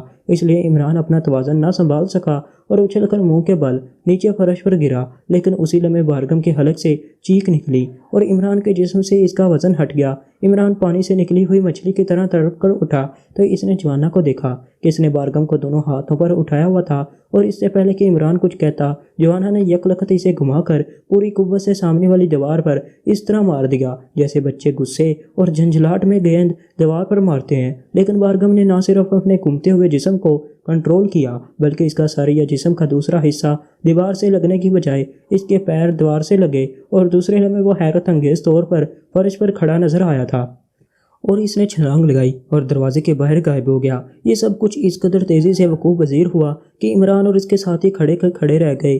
تمہارے سلنڈر کہاں گئے؟ عمران نے مڑ کر جوزف اور مارسیلا سے پوچھا، اور ساتھ ہی اس نے فرش پر گری پڑی مشین گن اٹھا لی۔ بس اچانک ہی وہ فرش میں غائب ہو گئے، سرر کی تیز آواز کے ساتھ ہی۔ مارسیلا نے جواب دیا، آؤ اب ہمارا یہاں رکنا خطرناک بھی ہو سکتا ہے۔ عمران نے سر ہلاتے ہوئے کہا اور پھر تیزی سے کمرے سے باہر نکل کر راہداری میں پہنچ گیا۔ راہداری کی اختتام پر ایک دروازہ تھا۔ عمران سب سے آگے تھا جبکہ مارسیلا اور باقی ساتھی اس کے پیچھے تھے۔ دروازہ تھوڑا سا کھلا ہوا نظر آ رہا تھا۔ عمران نے لات مار کر دروازہ کھولا اور دروازے کی دوسری طرف ایک کافی بڑا ہال نما کمرہ تھا جس میں دیواروں کے ساتھ سفید رنگ کے پولی تھین کے بڑے بڑے تھیلے فرش سے چھت تک بھرے ہوئے تھے۔ کمرہ انتہائی تیز اور ناگوار بو سے بھرا ہوا تھا۔ یہ منشیات کا اسٹور ہے، عمران نے سر ہلاتے ہوئے کہا، اور پھر اس کمرے کی دوسری سائیڈ والے دروازے کی طرف بڑھ گیا۔ دروازہ بھی کھلا ہوا تھا اور دوسری طرف ایک چھوٹا سا کمرہ تھا، لیکن اس کمرے کا اور کوئی دروازہ یا راستہ نہ تھا۔ اس کی باقی تمام دیواریں بالکل سپاٹ تھیں۔ عمران اور اس کے ساتھی کمرے میں داخل ہوئے اور ابھی وہ ادھر ادھر دیکھ ہی رہے تھے کہ ان کے عقب میں دروازہ بند ہو گیا اور دوسرے لمحے کمرہ کسی پتنگ کی طرح اوپر کو اٹھتا چلا گیا۔ کمرے کی اچانک حرکت کی وجہ سے ایک لمحہ کے لیے وہ سب لڑکھڑائے، لیکن پھر سنبھل گئے۔ چند لمحوں بعد اس لفٹ نما کمرے کی حرکت ختم ہو گئی اور شمالی دیوار پر موجود خلاصہ پھٹ کر خود بخود دونوں سائیڈوں پر بٹ گیا۔ اب دوسری طرف ایک اور راہداری تھی۔ عمران نے سر باہر نکال کر دیکھا، لیکن راہداری خالی تھی، اس لیے وہ مشین گن پکڑے راہداری میں گیا اور اس کے ساتھ بھی اس کے پیچھے ساتھی بھی موجود تھے۔ ان سب کے باہر آتے ہی دیوار میں پیدا ہونے والا خلا خود بخود برابر ہو گیا۔ خاصا جدید قسم کا کارخانہ ہے، عمران نے تبصرہ کرتے ہوئے کہا، اور پھر راہداری میں دائیں طرف کو مڑ گیا کیونکہ بائیں طرف سے راہداری بند نظر آ رہی تھی، جبکہ دائیں طرف وہ آگے جا کر ختم ہو جاتی تھی۔ وہ چاروں ہی ایک دوسرے کے پیچھے چلتے ہوئے آگے بڑھے جا رہے تھے کہ اچانک سرر کی تیز آواز کے ساتھ عمران کے سامنے اندھے شیشے کی ایک دیوار فرش سے نکل کر راہداری کی چھت میں غائب ہو گئی۔ عمران اور اس کے ساتھی بجلی کی سی تیزی سے گھومے، لیکن دوسرے لمحے ان سب کے منہ سے صرف سانس نکل سکے کیونکہ ان کے عقب میں بھی بالکل اسی طرح اندھے شیشے کی دیوار نمودار ہو گئی تھی، اور اب وہ چاروں اس چھوٹے سے کمرے میں کھڑے حیرت سے ادھر ادھر دیکھ رہے تھے۔ یہ کیا ہو رہا ہے پرنس؟ مارسیلا نے گھبرائے ہوئے لہجے میں کہا۔ تماشا ہو رہا ہے مادام، لیکن یہ معلوم نہیں کہ تماشائی کون ہے اور تماشاگر کون، عمران نے مسکراتے ہوئے جواب دیا، اور مارسیلا حیرت سے عمران کو دیکھنے لگی جس کے چہرے پر اس پوزیشن میں پھنس جانے کے باوجود تردد یا پریشانی کے معمولی سے آثار بھی نہیں تھے۔ اچانک راہداری کی چھت سے دھوئیں کی دہار سے نکل کر اس چھوٹے سے کمرے میں پھیل گئی۔ انہیں یوں محسوس ہوا تھا جیسے آبشار بہہ رہا ہو، اور دوسرے لمحے عمران اور اس کے ساتھی کٹے ہوئے شیطیروں کی طرح دھڑام سے نیچے گرے۔ ان سب کے جسم اس بری طرح سے ٹیڑھے میڑھے ہو رہے تھے جیسے وہ انتہائی شدید تکلیف کے عالم میں ہوں۔ دھوئیں کا احساس ہوتے ہی عمران نے فوری طور پر اپنا سانس روک لیا تھا، لیکن سانس روک لینے کے باوجود اس کی ذہن پر تاریک چادر اس طرح پھیلتی چلی گئی تھی جیسے کسی نے زبردستی یہ چادر اس کے ذہن کو اڑا دی ہو۔ آنکھیں کھولتے ہی جیکر کو جو منظر نظر آیا تھا وہ واقعی حیرت انگیز تھا۔ پرنس بندوق سے نکلنے والی گولی کی طرح سلنڈر سے باہر اچھلا اور پھر اس نے مسلح شخص کے ہاتھوں سے مشین گن چھین لی۔ دوسرے لمحے وہ مسلح شخص اور ٹیری دونوں لٹو کی طرح گھومتے ہوئے فرش پر گر گئے، اور پرنس نے مشین گن کی نال بارگم کے سینے کی طرف اٹھا دی۔ اس کے لب ہل رہے تھے، لیکن جیکر کو اس کی آواز سنائی نہ دے رہی تھی۔ باس باس، حکم دیجیے باس۔ جیکر کے کانوں میں آپریٹر کی چیختی ہوئی آواز پڑی، یہ سلنڈر غائب کر دو فوراً۔ جیکر نے بھی چیخ کر جواب دیا، اور دوسرے لمحے اس نے پرنس کے ساتھیوں کے جسموں کے گرد موجود سلنڈر یکلخت فرش پر غائب ہوتے ہوئے دیکھے تھے، لیکن اسی لمحے پرنس تیزی سے مڑا اور بارگم اس پر جھپٹ پڑا اور پرنس نیچے گر پڑا۔ بارگم اس کے اوپر تھا کہ پرنس کے باڈی گارڈ حبشی جوانہ نے بارگم کو دونوں ہاتھوں سے پکڑ کر اٹھایا اور گھما کر دیوار سے مار دیا، لیکن بارگم انتہائی حیرت انگیز پھرتی سے کام لیتے ہوئے دیوار سے ٹکرا کر ایک لمحے کے لیے فرش پر کھڑا نظر آیا اور پھر اچھل کر دروازے کے باہر غائب ہو گیا۔ باس باس، وہ نقلی بارگم بھاگ گیا، روم نمبر 8 سے بھاگ گیا، آپریٹر نے کہا، اور جیکر ہونٹ چباتا رہ گیا۔ بارگم نے واقعی اس قدر پھرتی دکھائی تھی کہ شاید جیکر کو بھی اتنی پھرتی کی توقع بارگم سے نہ تھی۔ اب کیا حکم ہے باس؟ اچانک آپریٹر کی چیختی ہوئی آواز سنائی دی، اس نقلی بارگم کو تلاش کر کے ختم کر دو۔ جیکر نے بے اختیار چیختے ہوئے کہا، لیکن ابھی اس کا فکرہ ختم بھی نہ ہوا تھا کہ عین اس کے سر کے اوپر چھت پر سے سرخ رنگ کی روشنی کی تیز دھار اس کے جسم کے اوپر پڑی، اور جیکر کو یوں محسوس ہوا جیسے وہ برف کے بلاک میں دھنسا جا رہا ہو۔ اس کا پورا جسم انتہائی یک ہو گیا تھا۔ روشنی ایک لمحے بعد غائب ہو گئی، لیکن جیکر کا جسم مکمل طور پر بے حس ہو چکا تھا۔ وہ پلکیں جھپکانے سے بھی معذور ہو چکا تھا۔ تھوڑی دیر بعد اسے دروازہ کھلنے کی آواز سنائی دی، اور اس کے بعد اس کے بے حس و حرکت جسم کو کرسی سے گھسیٹ لیا گیا۔ دوسرے لمحے وہ کسی لمبے تڑنگے آدمی کے کاندھے پر لدا ہوا تھا۔ چونکہ اس کا چہرہ نیچے تھا اس لیے وہ یہ نہ دیکھ سکا کہ اسے کس طرف لے جایا جا رہا ہے، بس اس نے کمرے کا فرش نظروں سے اوجھل ہوتے اور پھر مختلف رنگوں کے فرش آنکھوں کے سامنے گزرتے دیکھے۔ پھر ایک بڑے سے کمرے کے فرش پر اسے کسی بوری کی طرح پھینک دیا گیا، لیکن جیکر کو اس طرح گرنے کے باوجود بھی کسی قسم کے درد کا کوئی احساس نہ ہوا تھا اور وہ پشت کے بل فرش پر پڑا ہوا کمرے کی چھت دیکھ رہا تھا۔ چھت بالکل سپاٹ تھی، کمرے میں مکمل سکوت طاری تھا۔ اسے لے آنے والا بھی جا چکا تھا۔ پھر نہ جانے کتنی دیر اسے اس عالم میں پڑے ہوئے گزر گئی کہ اسے ایک بار پھر دروازہ کھلنے اور بھاری قدموں کی آواز سنائی دی۔ آنے والا اس کے جسم کے عین اوپر آ کر رک گیا اور جیکر نے دیکھا کہ وہ بارگم تھا۔ اس کا چہرہ نفرت اور غصے سے مسک ہو رہا تھا، آنکھوں سے شعلے نکل رہے تھے۔ تم کمینے، بزدل، غدار، لالچی، حریص، میں تمہارا خون پی جاؤں گا، بارگم نے انتہائی نفرت آمیز لہجے میں کہا اور ساتھ ہی پوری قوت سے جیکر کے پہلو میں لت مار دی۔ لیکن جیکر کا جسم مکمل طور پر بے حس ہو چکا تھا۔ اس کے کانوں میں پسلیاں ٹوٹنے کی آواز ضرور پڑی، لیکن اس کے جسم میں درد کی کوئی لہر نہ ابھری۔ بارگم نے غصے کی شدت میں یکے بعد دیگرے اس کے پہلو میں مسلسل لاتیں مارنی شروع کر دی۔ اس کی حالت بتا رہی تھی کہ وہ اپنا ذہنی توازن کھو چکا ہے، لیکن جیکر بے حس پڑا ہوا تھا اور نہ بارگم کوئی جواب دے سکتا تھا اور نہ ہی اس کے تشدد کے خلاف کسی قسم کا کوئی رد عمل ظاہر کر سکتا تھا۔ ابھی بارگم پر پڑا ہوا دورہ جاری تھا کہ ایک بار پھر دروازہ کھلنے اور کئی بھاری قدموں کی آوازیں سنائی دی۔ پھینک دو انہیں یہاں فرش پر، میں ان کی بوٹیاں اڑا دوں گا، حرام زادے، نہ جانے اپنے آپ کو کیا سمجھتے ہیں، میں انہیں بتاؤں گا کہ بارگم سے ٹکرانے والوں کا کیا حشر ہوتا ہے۔ بارگم نے مڑ کر ہذیانی انداز میں چیختے ہوئے آنے والے سے کہا۔ جیکر چونکہ بے حس و حرکت تھا، اس لیے وہ گردن موڑ کر یہ بھی نہ دیکھ سکتا تھا کہ کن لوگوں کو یہاں بلایا گیا ہے۔ دوسرے لمحے فرش پر انسانی جسموں کے گرنے کے دھماکے ہوئے، جن میں 2 دھماکوں کی آوازیں بتا رہی تھی کہ کافی وزنی آدمی ہے، جبکہ ایک قدر ہلکا تھا اور دوسرا اس سے بھی زیادہ ہلکا، اور جیکر سمجھ گیا کہ یہ یقیناً پرنس اور اس کے ساتھی ہوں گے۔ باس ٹموتھی پوچھ رہا ہے کہ باہر پکٹنگ جاری رکھی جائے یا ختم کر دی جائے، ایک سہمی ہوئی سی مودبانہ آواز سنائی دی۔ اس الو کے پٹھے کو کہو کہ اب پکٹنگ کی کیا ضرورت ہے، اب وہ لوگ یہاں پڑے ہوئے ہیں، اسے کہو کہ ایکشن گروپ کو واپس بھجوا دو، بارگم نے انتہائی غصیلے لہجے میں چیختے ہوئے کہا۔ وہ واقعی ذہنی طور پر عدم توازن کا شکار ہو چکا تھا۔ یس بوس، وہی سہمی ہوئی آواز سنائی دی اور اس کے ساتھ ہی کئی قدموں کی واپس جاتی ہوئی آوازیں سنائی دینے لگیں۔ بارگم اب غصے کی شدت سے وہیں ٹہل رہا تھا۔ چند لمحوں بعد کمرے میں ہلکی سی سیٹی کی آواز گونجی۔ یس، بارگم کی چیختی ہوئی آواز سنائی دی۔ انتظام مکمل ہو گیا ہے باس، ایک بھاری سی آواز سنائی دی۔ ٹھیک ہے، لٹکا دو ان کو آروں پر، میں آ رہا ہوں، بارگم نے تیز لہجے میں کہا اور اس کے ساتھ ہی قدموں کی تیز آواز دروازے کی طرف جاتی ہوئی سنائی دی۔ چند لمحوں کے لیے خاموشی سی چھا گئی، اس کے بعد اچانک کمرے میں نیلے رنگ کا دھواں بھرنے لگ گیا۔ تھوڑی دیر میں کمرہ اس دھوئیں میں پوری طرح بھر گیا اور جیکر کو یوں محسوس ہوا جیسے ہر چیز نیلے پردوں میں چھپ گئی ہو۔ تھوڑی دیر تک دھواں کمرے میں بھرا رہا، پھر جس طرح نمودار ہوا تھا اسی طرح آہستہ آہستہ غائب ہو گیا۔ لیکن اچانک جیکر کو محسوس ہوا کہ اس کے جسم میں تیزی سے گرمی بڑھتی جا رہی ہے اور ساتھ ہی ساتھ درد بھی محسوس ہونے لگ گیا تھا۔ تھوڑی دیر بعد درد کی تیز لہریں اس کے جسم میں پیدا ہوئیں اور اس کے ساتھ ہی اس کا جسم آہستہ آہستہ حرکت میں آنے لگ گیا، اور چند لمحے ہی گزرے تھے کہ جیکر نے کراتے ہوئے اپنے جسم کو حرکت دی اور پھر وہ مشکل اٹھ کر بیٹھنے میں کامیاب ہو گیا۔ جس جگہ بارگم نے اسے لاتیں ماری تھیں وہاں خاصا تیز درد تھا، یوں لگ رہا تھا جیسے کوئی اس کے جسم کے اندر کسی چیز کو کاٹ رہا ہو۔ اس نے ہونٹ پیچھے اور گردن گھما کر ادھر ادھر دیکھنے لگا۔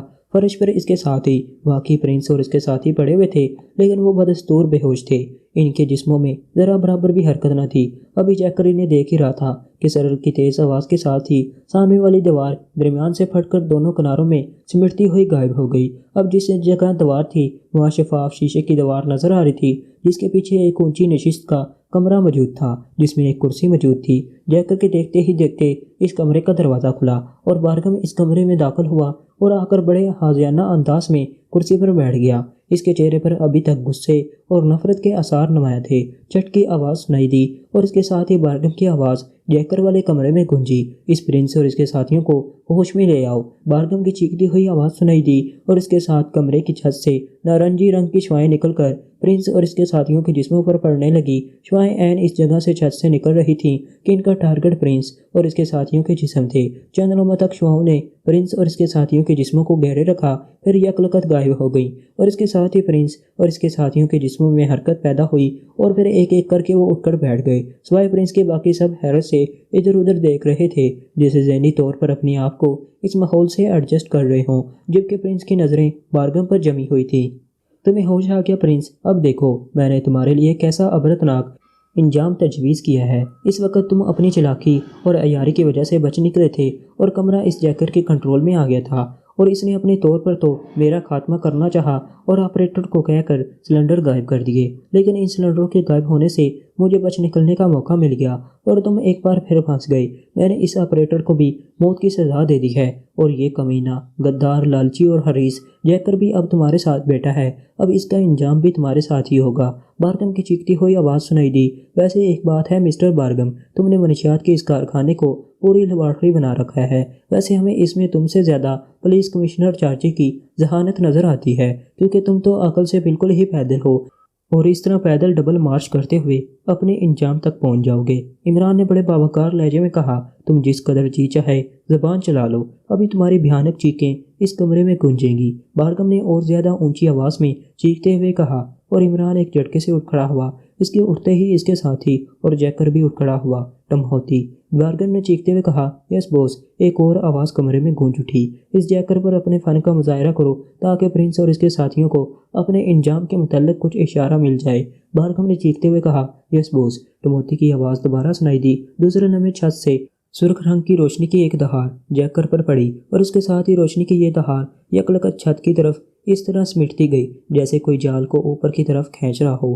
جیکر کا جسم بھی اس روشنی کے اندر بالکل اس طرح چھت کی طرف اٹھتا جا رہا تھا جیسے وہ روشنی کے بجائے لوہے کے محفوظ جال میں پھنسا ہوا ہو۔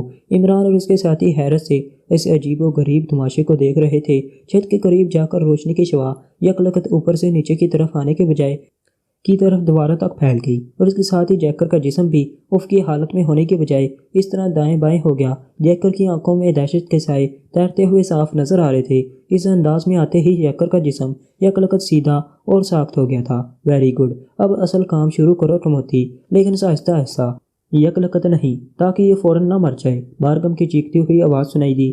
عمران خاموش کھڑا چھت کی طرف دیکھ رہا تھا۔ اس کے فراق پیشانی پر پہلی بار تشویش کی لکیریں نمودار ہوئی تھیں اور چند لمحوں بعد چرر چرر کی تیز آوازیں چھت سے نکلیں اور عمران نے بے اختیار ہونٹ کھینچ لیے، کیونکہ چھت سے گول چکر میں چلتے ہوئے انتہائی تیز دندانوں کے آرے نیچے کھستے آ رہے تھے۔ ان کے گھومنے کی رفتار زیادہ تیز نہ تھی، وہ آہستہ آہستہ گھوم رہے تھے اور اس طرح گھومتے ہوئے وہ آہستہ آہستہ جیکر کے ساخت جسم کی طرف بڑے چلے آ رہے تھے۔ عمران اب ساری صورتحال سمجھ گیا تھا۔ بارگم ان آروں کی مدد سے جیکر کے جسم کی بوٹیاں بوٹیاں اڑا دینا چاہتا تھا اور یہ واقعی انتہائی بھیانک موت تھی جو جیکر کی طرف بڑھ رہی تھی، اور جیکر کی چونکہ آروں کی طرف پوچھ تھی اس لیے اسے معلوم بھی نہ تھا کہ چند لمحوں بعد اس کا کیا حشر ہونے والا ہے۔ چھت فرش سے تقریباً 20 فٹ بلند تھی اور جس جگہ جیکر موجود تھا وہ چھت سے 5 فٹ نیچے تھی۔ اس کا مطلب تھا کہ جیکر فرش سے 15 فٹ کی بلندی پر موجود تھا اور یہ بلندی خاصی تھی۔ عمران جس قدر بھی اونچی چھلانگ لگاتا تب بھی وہ جیکر تک نہ پہنچ سکتا تھا، اور پہنچ کر کرتا بھی کیا؟ جیکر تو اس عجیب و غریب شعاع کے جال میں جکڑا ہوا تھا۔ بس یہیں روک دو ان آروں کو، اور جب تک میں حکم نہ دوں اس وقت تک انہیں اور نیچے نہ آنے دینا۔ بارگم کی تیز آواز گونجی اور اس کے ساتھ ہی آرے نیچے آنے سے رک گئے۔ اب وہ جیکر کے جسم سے صرف چند انچ اوپر تھے، البتہ وہ مسلسل طور پر گھوم رہے تھے۔ اب بولو پرنس، کیسی ہے یہ سزا؟ اگر تم اسے اس موت سے نجات دلا سکتے ہو تو بچا لو، میرا چیلنج ہے۔ بارگم نے بڑے طنزیہ لہجے میں کہا، اگر ہم اسے بچا لیں تب تم کیا کرو گے؟ عمران نے مڑ کر بارگم کی طرف دیکھتے ہوئے انتہائی مطمئن لہجے میں کہا، سوال ہی پیدا نہیں ہوتا۔ میرے لب ہلیں گے اور یہ آرے ایک جھٹکے سے اس جیکر کے جسم کو روئی کی طرح دھنک کر کر رکھ دیں گے۔ بارگم نے بڑے فخریہ لہجے میں کہا، چلو تم فرض کر لو کہ ہم اسے بچا لیں گے تو پھر تمہارا کیا رد عمل ہوگا؟ عمران نے منہ بناتے ہوئے کہا، اگر تم ایسا کر لو تو میرا وعدہ کہ میں تم سب کے لیے کوئی آسان موت تجویز کروں گا۔ بارگم نے سر ہلاتے ہوئے کہا، سنو بارگم، ہم نے پہلے بھی کہا ہے کہ تم عقل سے پیدل ہو اور اب بھی کہہ رہے ہیں تم پولیس کمشنر جارجی کی ذہانت تک نہیں پہنچ سکتے، اور یہ بھی سن لو کہ ہمارا ایمان ہے کہ مارنے والے سے بچانے والا زیادہ طاقتور ہے، اور ہم نے پہلے بھی تمہیں بتایا تھا کہ موت اور زندگی کا فیصلہ تمہارے ہاتھوں میں نہیں ہے۔ عمران کا لہجہ یکلکت بے حد سنجیدہ ہو گیا تھا۔ اب تمہارا دماغ خراب ہو گیا ہے پرنس، اب دیکھو کہ میں کس طرح جیکر کو مارتا ہوں، اور اس کے بعد باری باری تم سب کا بھی یہی اشر ہوگا۔ بارگم کی چیختی ہوئی آواز سنائی دی اور عمران کا جسم یکلکت تن گیا۔ ٹمہوتی، بارگم کی تیز آواز ایک بار پھر سنائی دی۔ یس بوس، ٹمہوتی کی آواز سنائی دی۔ ارے چلا دو فوراً، بارگم نے چیخ کر کہا، اور اس کے ساتھ ہی جیکر کی پوچھ کے اوپر گھومتے ہوئے 4 آرے جھٹکے سے نیچے ہونے لگے۔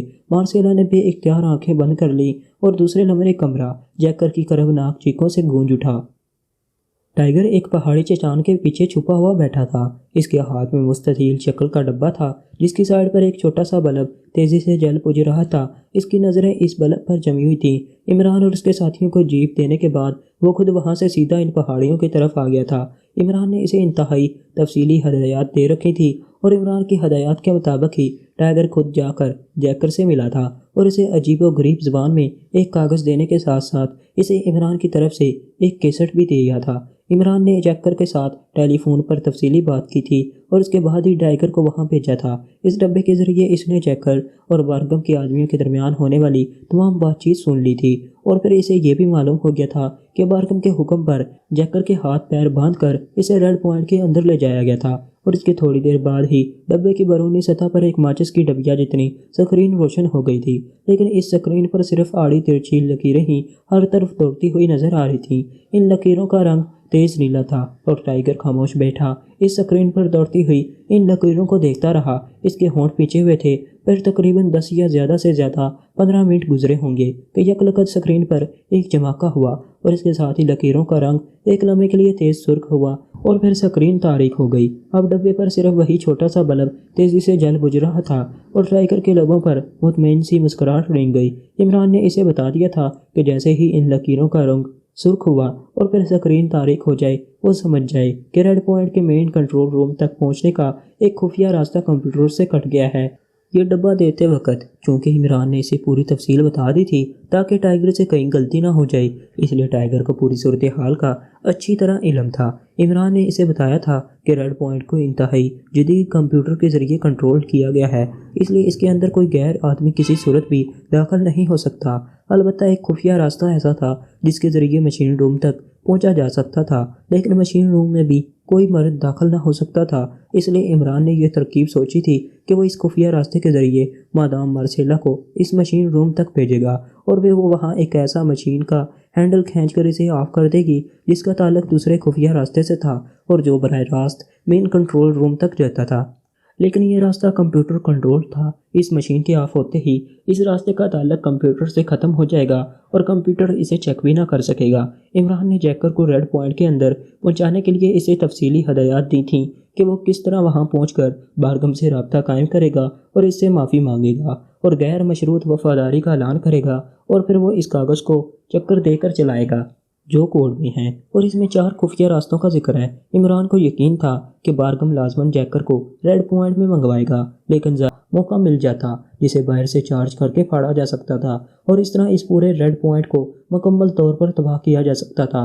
कंप्यूटर कंट्रोल की वजह से टाइगर इस बम को मेन कंट्रोल रूम के अंदर न ले जा सकता था। इसके लिए यही तरीकाकार सोचा गया था कि टाइगर मेन कंट्रोल रूम में दाखिल होने से पहले वो बम बाहर छोड़ जाता और फिर मेन कंट्रोल रूम में पहुंचकर कंप्यूटर को तबाह करने के बाद वो इस बम को बाहर से लाकर अंदर फिट कर देता। इसके बाद वो जैकर को साथ लेकर बाहर आ जाता और फिर इमरान को मखसूस सिग्नल दे देता। इमरान को अपने साथियों समेत इस खुफिया रास्ते के बाहर मौजूद रहना था जिससे मार्सेला को अंदर दाखिल करके मशीन रूम तक पहुंचाना था और इमरान इस ताकतवर मिसाइल को चार्ज करके पूरा रेड पॉइंट उड़ा देता। क्योंकि इमरान के मुताबिक रेड पॉइंट की तबाही इस जदीद तरीन कंप्यूटर कंट्रोल की वजह से नामुमकिन थी, इसलिए इमरान ने इस कदर पेचीदा मनसूबाबंदी की थी।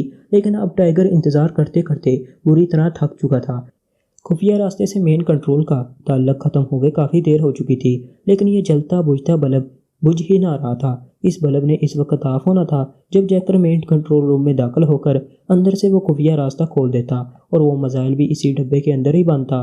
लेकिन इंतज़ार करते करते टाइगर थक गया, लेकिन वो बल्ब मसलसल जले बुझे चला जा रहा था। इसका मतलब था कि जैकर पर इमरान ने जो भरोसा किया था वो गलत साबित हुआ है। जैकर प्लानिंग के मुताबिक रेड पॉइंट में तो दाखिल हो गया है, लेकिन मेन कंट्रोल रूम तक पहुंचने में कामयाब नहीं हो सका और सारी प्लानिंग का दारोमदार इसी बात पर था। स्क्रीन पर मौजूद नीली लाइनों का सुर्ख होकर तारीख हो जाने का तो यही मतलब था कि मादाम मार्सेला अपने मिशन में कामयाब हो गई है और वो मशीन रूम में दाखिल होकर वो मशीन ऑफ कर चुकी है जिससे इस खुफिया रास्ते का ताल्लुक कंप्यूटर से मिलाता था। लेकिन अब दरवाज़ा अंदर से बंद था जिसे बाहर से ना खोला जा सकता था और अगर ज़बरदस्ती की जाती तो अंदर मौजूद लोग फ़ौरन चुकन्ना हो जाते और नतीजा ये कि सारी प्लानिंग ही गलत हो जाती। टाइगर होंठ पीछे खामोश पड़ा हुआ था और फिर इसने सोचना शुरू कर दिया कि अब वो यहाँ पड़े रहने के बजाय खुद आगे बढ़े। ये फैसला करके वो उठने ही लगा था कि यकलकत तेज़ी से وہ نیچے دبک گیا۔ اس نے جلتے بجھتے بلب پر بھی اپنا ہاتھ رکھ دیا تھا کیونکہ اچانک پہاڑیاں تیز سیٹیوں کی آوازوں سے گونج اٹھی تھیں اور پھر پہاڑیوں کے چٹانوں نے مسلح افراد اگلنے شروع کر دیے تھے۔ یہ افراد اس سے ذرا آگے بھی موجود تھے جن کا ابھی تک ٹائیگر کو ذرا برابر بھی علم نہ ہو سکا تھا، اور اب ٹائیگر سوچ رہا تھا کہ وہ اگر چٹان سے نکل آتا تو لازماً ہٹ کر دیا جاتا۔ اس کے بچ نکلنے کا 1% بھی سکوپ بھی نہ تھا، اور ان لوگوں کی یہاں موجودگی کی تو شاید عمران کو بھی توقع نہ تھی۔ چنانچہ اب ٹائیگر دل ہی دل میں جیکر کا شکریہ ادا کر رہا تھا جو مین کنٹرول روم میں پہنچ نہ سکا تھا۔ اس طرح ڈبے پر بلب جلتا بجھتا رہا اور ٹائیگر کو وہیں دبکا پڑے رہنے کا موقع مل گیا۔ چٹانوں کے پیچھے سے نکلنے والے افراد کی تعداد تقریباً 60-70 کے قریب تھی جو نہ جانے کن کن چٹانوں کے گرد چھپے ہوئے تھے، اور اب وہ سب چٹانیں پھلانگتے ہوئے سڑک کی طرف جا رہے تھے۔ اس کا یہ مطلب بھی ہو سکتا ہے کہ کوئی لمبی گڑبڑ ہو گئی ہے۔ ان کے یہاں چھپائے جانے کا مقصد تو یہی تھا کہ عمران اور اس کے ساتھیوں کو پکڑا جا سکے، لیکن عمران اور اس کے ساتھی تو کھنڈر والے خفیہ تہہ خانے میں چھپے ہوئے تھے۔ مادام مارسیلا بھی یقیناً اپنا کام کر کے واپس ان کے پاس پہنچ گئی ہوگی، اور پھر یہ ان لوگوں کو واپس کیوں بھیجا جا رہا ہے؟ یہ آرڈر تو اسی صورت میں دیے جا سکتے تھے کہ جب مطلوبہ آدمی ہتھے چڑھ گئے ہوں۔ ٹائیگر وہیں دبکا ہوا سوچتا رہا، اور اب اس کے خون میں ابال پیدا ہونے لگ گیا۔ اس کا واضح مطلب تھا کہ عمران کی ساری پلاننگ ہی فیل ہو چکی ہے، اور نہ صرف جیکر بلکہ ہو سکتا ہے کسی وجہ سے عمران اور اس کے ساتھی بھی بارگم کے ہاتھ چڑھ گئے ہیں۔ اب چٹانوں کے پیچھے سے اچانک نمودار ہونے والے افراد کافی دور جا چکے تھے، اور گہرے اندھیرے میں اب ان کے سائے بھی نظر نہ آ رہے تھے۔ اس لیے ٹائیگر نے اب مزید انتظار فضول سمجھا۔ اس نے اپنی پشت پر موجود سیاہ رنگ کے کپڑے کے تھیلے کو ہلا کر ایڈجسٹ کیا، اور پھر اس کا منہ کھول کر اس نے اس کے اندر سے ایک چپٹے منہ اور چھوٹی نال والی گن باہر نکال لی، اور ہاتھ میں پکڑا ہوا ڈبہ اسی طرح جلتے بجھتے بلب سمیت اس نے بیگ کے اندر ڈالا اور اس کا منہ بند کر دیا۔ وہ آتے وقت عمران کے بتائے ہوئے اسلحے کے ساتھ ساتھ اپنی مرضی کا بھی کچھ اسلحہ لے آیا تھا، اور یہ سارا اسلحہ اور یہ ڈبہ اور اسی طرح کی تمام جدید مشینری عمران کے کہنے پر جیکر نے انہیں سپلائی کی تھی۔ چپٹے منہ والا راکٹ گن ہاتھ میں لیے ٹائیگر تیزی سے چٹان کے پیچھے سے نکلا، اور پھر تیزی سے چٹانوں کو پھلانگتا ہوا آگے بڑھتا گیا۔ گو ہر طرف گہری تاریکی چھائی ہوئی تھی، لیکن عمران نے نقشے کی مدد سے اسے اس خفیہ راستے کے متعلق پوری طرح سمجھا دیا تھا، اس لیے ٹائیگر کو آگے بڑھنے میں کوئی دشواری محسوس نہ ہو رہی تھی۔ تھوڑی دیر بعد وہ اس چٹان تک پہنچ گیا جس کی شکل بالکل گول تھی، بالکل اس طرح جیسے کسی چکی کا پارٹ ہوتا ہے۔ مین کنٹرول روم تک جانے والا خفیہ راستہ اس چٹان سے جاتا تھا۔ ٹائیگر نے ادھر ادھر دیکھا، اور پھر اس نے اس چٹان کے نچلے حصے پر ہاتھ پھیرنا شروع کر دیا۔ چند لمحوں بعد اس کا ہاتھ ایک جگہ رک گیا، یہاں ایک بالکل باریک سا سوراخ تھا۔ اس نے چونکہ ہاتھ پھیرتے وقت اس طرح سے انگلیوں کو ٹیڑھا کر رکھا تھا، اس لیے اندھیرے میں اس کی انگلیوں نے اس سوراخ کو تلاش کر لیا تھا۔ سوراخ میں صرف اس کی چھوٹی انگلی ہی جا سکتی تھی۔ اس نے انگلی اس سوراخ میں ڈالی، انگلی کا صرف تھوڑا سا حصہ سوراخ میں گیا، آگے سوراخ بند تھا۔ ٹائیگر نے انگلی کو دبا کر اسے پہلے 3 بار دائیں طرف اور پھر 3 بار دائیں طرف گھما کر انگلی باہر نکال لی اور انتظار کرنے لگا۔ چند لمحوں بعد یکلگت ہلکی سی کڑکڑاہٹ سی پیدا ہوئی اور ایک گول سوراخ نمودار ہوا۔ یہ سوراخ اتنا بڑا تھا کہ ٹائیگر اس کے اندر لیٹ کر داخل ہو سکتا تھا اور کونیوں کے بل کرالنگ کرتا ہوا آگے بڑھ سکتا تھا۔ ٹائیگر نے اپنی پشت پر لدا ہوا تھیلا ایڈجسٹ کیا اور پھر وہ لیٹ کر اندر داخل ہو گیا۔ راکٹ گن مسلسل اس کے ہاتھ میں تھی، اندر بھی گہرا اندھیرا تھا، لیکن ٹائیگر کی آنکھیں اب اندھیرے کی عادی ہو چکی تھیں اور وہ کرالنگ کرتا ہوا تیزی سے آگے بڑھتا گیا۔ اور پھر تھوڑی دیر بعد وہ اس پائپ نماز روم سے نکل کر ایک چوڑی غار میں پہنچ گیا۔ یہاں پہنچ کر وہ کھڑا ہو گیا۔ دائیں ہاتھ پر کھردری چٹانیں موجود تھیں، جبکہ ٹائیگر کو معلوم تھا ان چٹانوں کے پیچھے ہی ریڈ پوائنٹ کا مین کنٹرول روم ہے۔ مادام مارسیلا نے جو مشین آف کی تھی اسی کی وجہ سے ٹائیگر یہاں تک پہنچ گیا تھا، ورنہ تو گول چٹان سے بھی راستہ نہ کھلتا۔ لیکن اب مسئلہ تھا اس مین کنٹرول روم کے راستہ کھولنے کا۔ ٹائیگر نے تھیلے میں سے وہ ڈبہ نکالا، اس پر ابھی تک بلب جل بجھ رہا تھا۔ اس نے اسے ایک طرف ایک بڑے سے پتھر کے پیچھے اس طرح چھپا دیا کہ عام حالات میں وہ نظر نہ آ سکتا تھا، اور پھر وہ 2 قدم پیچھے ہٹا۔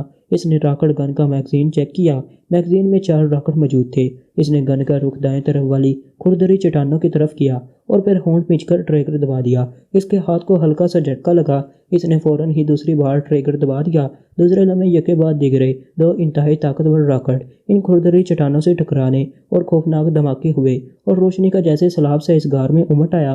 اس کے ساتھ ہی تیز سائرن بجنے اور کئی آدمیوں کی چیخیں گونج اٹھیں۔ یکلگت تیز روشنی کی وجہ سے ایک لمحے کے لیے تو ٹائیگر کی آنکھیں چنیا گئی، اسے کچھ نظر نہ آیا، لیکن دوسرے لمحے وہ بجلی کی تیزی سے اچھل کر بائیں ہاتھ ہو گیا اور اس نے راکٹ گن کا رخ اندرونی ہال نما کمرے کی دائیں طرف کی دیوار کے ساتھ فٹ زمین سے چھت تک بہت بڑی اور پیچیدہ سی مشین کی طرف کیا، جس پر بلا مبالغہ سینکڑوں نہیں بلکہ ہزاروں چھوٹے بڑے بلب جل بجھ رہے تھے۔ اس نے یکے بعد دیگرے 2 بار ٹریگر دبا دیا، اس کے ہاتھ کو 2 بار جھٹکے لگے اور ایک بار پھر انتہائی خوفناک دھماکے ہوئے اور اس کے ساتھ ہی دھماکوں کا ایک طویل اور نہ ختم ہونے والا سلسلہ شروع ہو گیا۔ اس نے باہر سے مین کمپیوٹر پر راکٹ برسا کر اسے ختم کر دیا تھا اور نہ اسے معلوم تھا کہ وہ اندر جاتا تو کمپیوٹر اس پر لازماً کوئی وار کر دیتا۔ مین کمپیوٹر کے پرخچے اڑ گئے تھے اور یہ دھماکے جن کی آوازیں اب دور سے سنائی دے رہی تھیں یقیناً اس کمپیوٹر سے منسلک مشینوں کی تھیں جو پورے ریڈ پوائنٹ پر پھیلے ہوئے تھے۔ ٹائیگر نے راکٹ گن ایک طرف پھینکی اور کوٹ کے اندر بیلٹ سے لگی ہوئی برین گن ایک جھٹکے سے کھینچی اور اچھل کر نہ صرف اندر داخل ہوا بلکہ اس نے کوس کی صورت میں مسلسل گولیاں برسانا شروع کر دی اور انسانی چیخوں کے ساتھ ساتھ مشینری پھٹنے کے تیز دھماکوں سے وہ پورا حال گونج اٹھا۔ وہاں موجود 8 افراد جو اس طرح کے اچانک دھماکوں کی وجہ سے مجسموں کی صورت میں کھڑے تھے برین گن کی گولیوں کے زد میں آ کر ختم ہو گئے۔ اسی لمحے گولیوں کی بچھاڑ ٹائیگر کی طرف آئی مگر ٹائیگر نے لمبا جمپ لگایا اور ایک اونچی میز کی آڑ لے کر اس نے ایک چھوٹے سے کیبن کے دروازے پر فائر کھول دیا جہاں سے ایک آدمی ہاتھ میں مشین گن لیے اس پر فائر کر رہا تھا۔ وہ آدمی چیختا ہوا گن سمیت اندر گرا اور ٹائیگر بجلی کی تیزی سے میز کی آڑ سے نکلا اور بھاگتا ہوا اس شیشے کے کیبن کے دروازے میں گھس گیا۔ یہ شاید اس مین کنٹرول روم کے کنٹرولر کا دفتر تھا۔ اس کے درمیان ایک لمبی مستطیل شکل کی ایک مشین موجود تھی جس کے درمیان ایک سکرین میں روشن تھی۔ ایک آدمی فرش پر مڑا پڑا تھا اور ٹائیگر سکرین پر موجود منظر دیکھ کر حیران رہ گیا۔ ابھی وہ آنکھیں پھاڑ پھاڑ کر منظر دیکھ رہا تھا کہ یکلخت اسے کنٹرول روم کی ایک دیوار کی طرف کھڑکا سا سنائی دیا۔ اس نے جلدی سے اپنے آپ کو دروازے کی سائیڈ میں کر لیا۔ ٹموتی، یہ کیا ہو رہا ہے؟ یہ کس نے تباہی کی ہے؟ ایک چیختی ہوئی آواز سنائی دی اور ٹائیگر نے ہونٹ پیچھ لیے کیونکہ یہ آواز بارگم کی تھی۔ وہ اس آواز کو پہچانتا تھا۔ جیکر نے اس کا ٹیپ اسے سنوایا تھا۔ دوسرے لمحے بارگم اچھل کر اندر داخل ہی ہوا تھا کہ ٹائیگر نے اس کے سینے پر برین گن کی نال رکھ کر اسے زور سے باہر کی طرف دھکیل دیا اور بارگم جو انتہائی پرجوش انداز میں اندر داخل ہو رہا تھا اچھل کر پشت کے بل باہر جا گرا۔ ٹائیگر اس کے پیچھے لپکا ہی تھا کہ یکلخت بارگم کی دونوں ٹانگیں کسی آکٹوپس کی ٹانگوں کی طرح بجلی کی تیزی سے حرکت میں آئیں اور ٹائیگر ہوا میں کوس کی صورت میں اڑتا ہوا پشت کے بل پیچھے موجود ایک میز پر گرا اور پھر میز پر موجود مشین سمیت نیچے فرش پر جا گرا۔ برین گن اس کے ہاتھوں سے چھوٹ کر ایک طرف جا گری تھی۔ اچانک مشین کے اوپر گرنے کی وجہ سے اس کی ریڑھ کی ہڈی کو خاصی چوٹ آئی تھی اور ایک لمحے کے لیے تو اس کا ذہن جیسے موفسا ہو کر رہ گیا تھا جبکہ اس دوران بارگم اسے اچھال کر بجلی کی تیزی سے اٹھا اور اس نے ٹائیگر کے ہاتھ سے نکل کر دور جا کر گرنے والی برین گن کی طرف دوڑ لگا دی۔ ابھی وہ برین گن تک پہنچا بھی نہ تھا کہ ٹائیگر جیسے ہوش میں آ گیا۔ اس نے تیزی سے اپنی ٹانگیں سکوڑی اور میز سمیت نیچے گری ہوئی مشین کی دوسری طرف جا گرا اور اسی لمحے بارگم برین گن اٹھا کر تیزی سے مڑا اور ساتھ ہی اس نے فائر کھول دیا لیکن ٹائیگر ایک لمحے پہلے میز کے پیچھے پہنچ چکا تھا اس لیے یہ برین گن کی گولیوں نے میز اور اس پر موجود مشین کے پرخچے اڑا دیے لیکن ٹائیگر ان گولیوں سے محفوظ رہا۔ لیکن بارگم اسی طرح جنونی انداز میں مسلسل گولیاں برسائے چلا جا رہا تھا۔ ٹائیگر نیچے گرتے ہی سانپ کی طرح ریگتا ہوا اس غار کی طرف بڑھتا گیا جہاں سے وہ اندر داخل ہوا تھا کیونکہ وہ دائیں ہاتھ پر اس کے بالکل قریب تھی اور جس انداز میں بارگم گولیاں برسا رہا تھا اگر ٹائیگر اس طرف کو نہ کھسک جاتا تو مشین کے اڑنے والے پرزے یقیناً اس کے جسم کا کیما بنا دیتے۔ چند ہی لمحوں میں ٹائیگر رینگتا ہوا اس غار میں پہنچ گیا اور وہاں پہنچتے ہی وہ تیزی سے اٹھ کھڑا ہوا اور ٹوٹی ہوئی جگہ کی سائیڈ میں رک گیا۔ اس کی پشت پر موجود تھیلا بھی اس کے جسم کی الٹ پلٹ کی وجہ سے کہیں گر چکا تھا اور اب ٹائیگر خالی ہاتھ کھڑا تھا لیکن اسے معلوم تھا کہ بارگم گولیاں برساتے ہوئے لازماً آگے بڑھے گا اور وہی ہوا۔ اب گولیاں اس ٹوٹے ہوئے حصے کی سائیڈ پر پڑ رہی تھیں اور پھر یکلخت اٹک کی آواز سنائی دی اور فائرنگ کی آواز بند ہو گئی۔ ٹھک کی آواز سنتے ہی ٹائیگر یکلخت باہر نکلا اور کسی بھوکے عقاب کی طرح بارگم پر جا گرا جو خالی برین گن ہاتھ میں پکڑے اور اس کے دونوں جڑے ہوئے گھٹنے پوری قوت سے ٹائیگر کی ناف سے ذرا اوپر پڑے اور ٹائیگر کو ایک لمحے کے لیے ایسا محسوس ہوا جیسے اس کا ذہن ایک خوفناک دھماکے سے پھٹ گیا ہو مگر صرف ایک لمحے کے لیے اسے یہ احساس ہوا۔ دوسرے لمحے اس کا ذہن موت کی گہری تاریکیوں میں ڈوب گیا۔ جیسے ہی جیکر کی پشت پر موجود گھومتے ہوئے آرے ایک جھٹکے سے نیچے آئے عمران کا ہاتھ بلند ہوا اور کمرہ جیکر کی کربناک چیخوں سے گونج اٹھا۔ عمران کے ہاتھ سے ایک چھوٹا سا کیپسول نما راکٹ بجلی کی تیزی سے بلند ہو کر اس سرخ شعاع سے ٹکرا گیا تھا جس میں جیکر پھنسا ہوا تھا اور اس کیپسول کے سرخ شعاعوں سے ٹکراتے ہی جیکر کے جسم کے گرد یکلخت خوفناک आग भड़क उठी और जैकर के हलक से निकलने वाली खरबनाक चीखों से कमरा गूंज उठा। उसी लम्हे वो खौफनाक आरे घूमते हुए इस आग से टकराए और एक खौफनाक धमाका हुआ और आरे न सिर्फ छत में गायब हो गए बल्कि वो आग भी बुझ गई और शुआएं भी गायब हो गईं और जैकर का फड़कता हुआ जिस्म तेजी से नीचे गिरा। इसकी हलक से अभी तक चीखें निकल रही थी, लेकिन इमरान ने इसे दोनों हाथों में संभाल कर एक तरफ इस तरह खड़ा कर दिया जैसे जैकर किसी सर्कस में कोई दिलचस्प तमाशा देख रहा था। सॉरी मिस्टर जैकर, आपको मामूली सी तकलीफ ज़रूर पहुंची, लेकिन आपने ख्वामख्वाह घबरा कर चीखें मारनी शुरू कर दी, इमरान ने मुस्कुराते हुए कहा और जैकर हैरत से अपने आप को यूं देखने लगा जैसे इसे अपने लिबास और जिस्म को सही सलामत देखकर यकीन न आ रहा हो। ये कैसे मुमकिन है, कैसे मुमकिन है टमोती, इस प्रिंस पर 31 फायर करो। अचानक बारगम की बुरी तरह चीखती हुई आवाज़ सुनाई दी। यस बॉस, दूसरी तरफ से टमोती की पीछे पीछे आवाज़ सुनाई दी, लेकिन अब इसने आखिरी लफ्ज़ पूरी तरह अदा न किया था कि यकलखत खौफनाक धमाके और इंसानी चीखों की आवाज़ कमरे में गूंज उठी। यूँ लगता था कि जिस जगह टमोती मौजूद था वहाँ किसी फौज ने हमला कर दिया हो। इसके साथ ही यकलखत तारीकी दोनों कमरों में छा गई। ये क्या हो रहा है? अहमक, उल्लू के पट्टे, टमोती। बारकन की चीखती हुई आवाज़ दूर जाती सुनाई दी। उसी लम्हे चट की आवाज़ के साथ ही दोनों कमरे दोबारा रोशन हो गए, लेकिन अब रोशनी में हल्की हल्की थड़थड़ाहट मौजूद थी। बारगम जिस कमरे में बैठा था वो इसके दरवाजे से बाहर निकल गया था और अब वो कमरा खाली था। वो कंप्यूटर तबाह हो गया। ये रोशनी अब मुतबादल ऑटोमेटिक जनरेटर की है। जल्दी निकलो यहाँ से, इमरान ने चीख कर कहा और तेज़ी से इस कमरे के इस दरवाजे की तरफ बढ़ा तो दरवाज़ा लोहे का था और बाहर से बंद था। दरवाज़ा तो बंद है, मार्सेला ने एमको की तरह चीखते हुए कहा। जवाना, तुम्हारी मौजूदगी में यह दरवाज़ा कैसे बंद रह सकता है?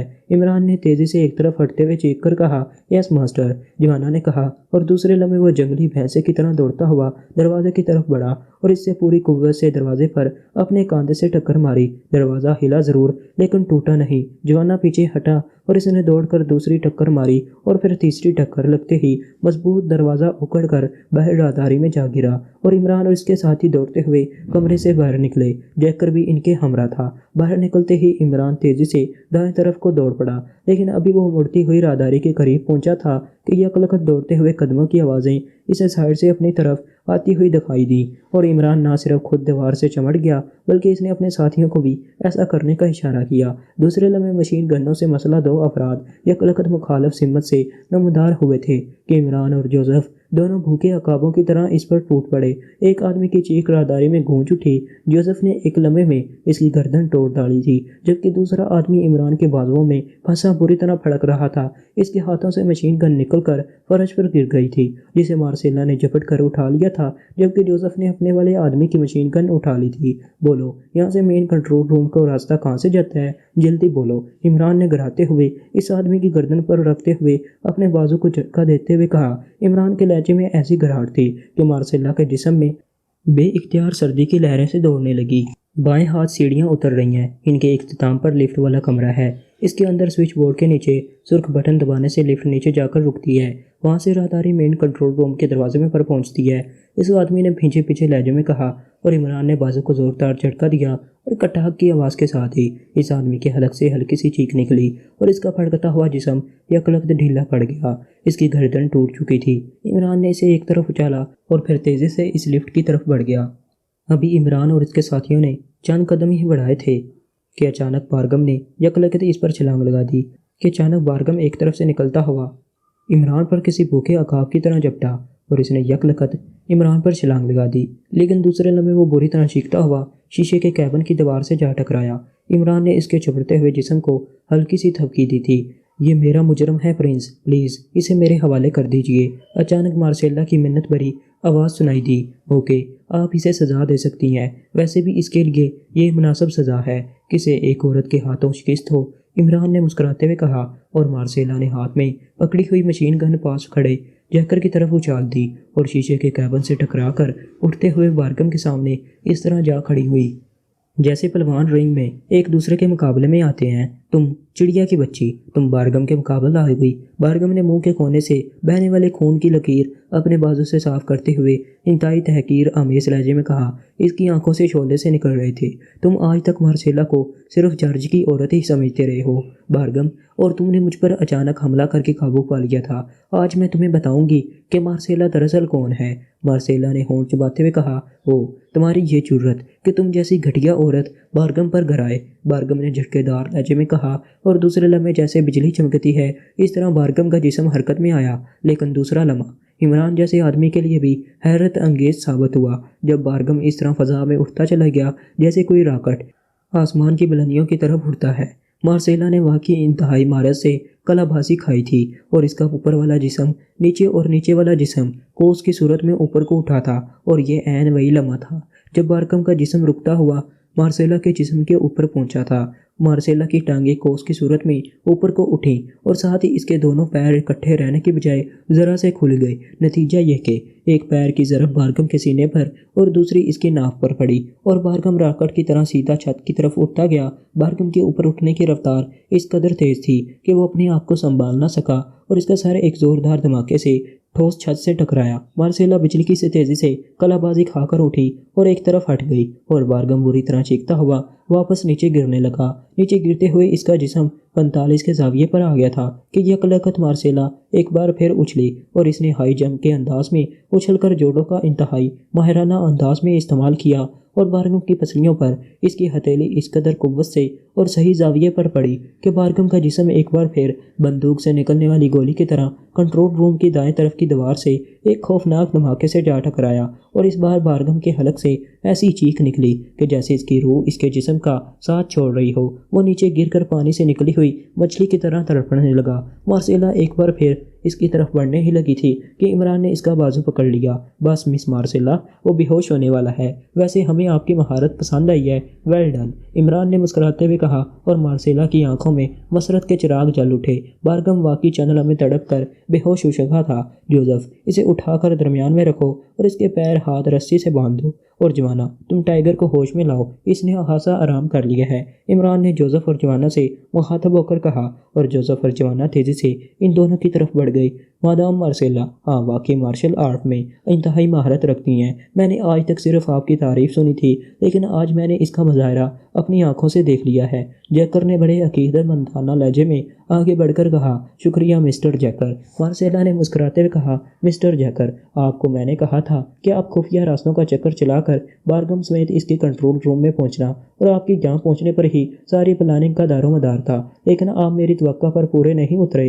عمران نے جیکر سے مخاطب ہو کر سرد اور خشک لہجے میں کہا، میں سخت شرمندہ ہوں پرنس، میں نے آپ کے احکامات کے مطابق بارگم کو چکر دے دیا تھا، لیکن عین اسی لمحے ٹیری مادام مارسیلا اور آپ کی گرفتاری کی اطلاع دینے اندر گھس آیا، اور پھر بھی میں نے کوشش کی کہ بارگم کے ساتھ مین کنٹرول روم میں پہنچ جاؤں، لیکن بارگم نے انکار کر دیا۔ ایک تو بارگم خوفناک لڑاکا ہے، اس لیے میں اس پر ہاتھ نہ اٹھا سکتا تھا، دوسرا ٹیری مسئلہ تھا، تیسرا باہر کمپیوٹر کنٹرول تھا، پھر ٹیری نے اچانک دوستانہ انداز میں مجھے کرسی پر دھکیل کر نہ جانے کیا کیا کہ ایک فولادی چادر فرش سے نکل کر میری کرسی کے اوپر سے ہوتی ہوئی دوسری طرف فرش میں غائب ہو گئی، اور میں اس طرح بند ہو گیا جیسے کسی آدمی کو لوہے کے صندوق میں بند کر دیا جائے۔ میں نے آپ کے دیے ہوئے بٹن کی مدد سے اس چادر کو تباہ کر دیا، اور پھر میں نے ایک آدمی سے کمپیوٹر باکس بھی حاصل کر لیا اور اس کا کوڈ نمبر اور ایریا بھی معلوم کر لیا، اور پھر میں ایک ایسے کمرے میں پہنچ گیا جہاں سے مجھے اس آپریٹر تک رابطہ قائم کرنے کا موقع مل گیا جو کمرہ نمبر 8 کو کنٹرول کر رہا تھا۔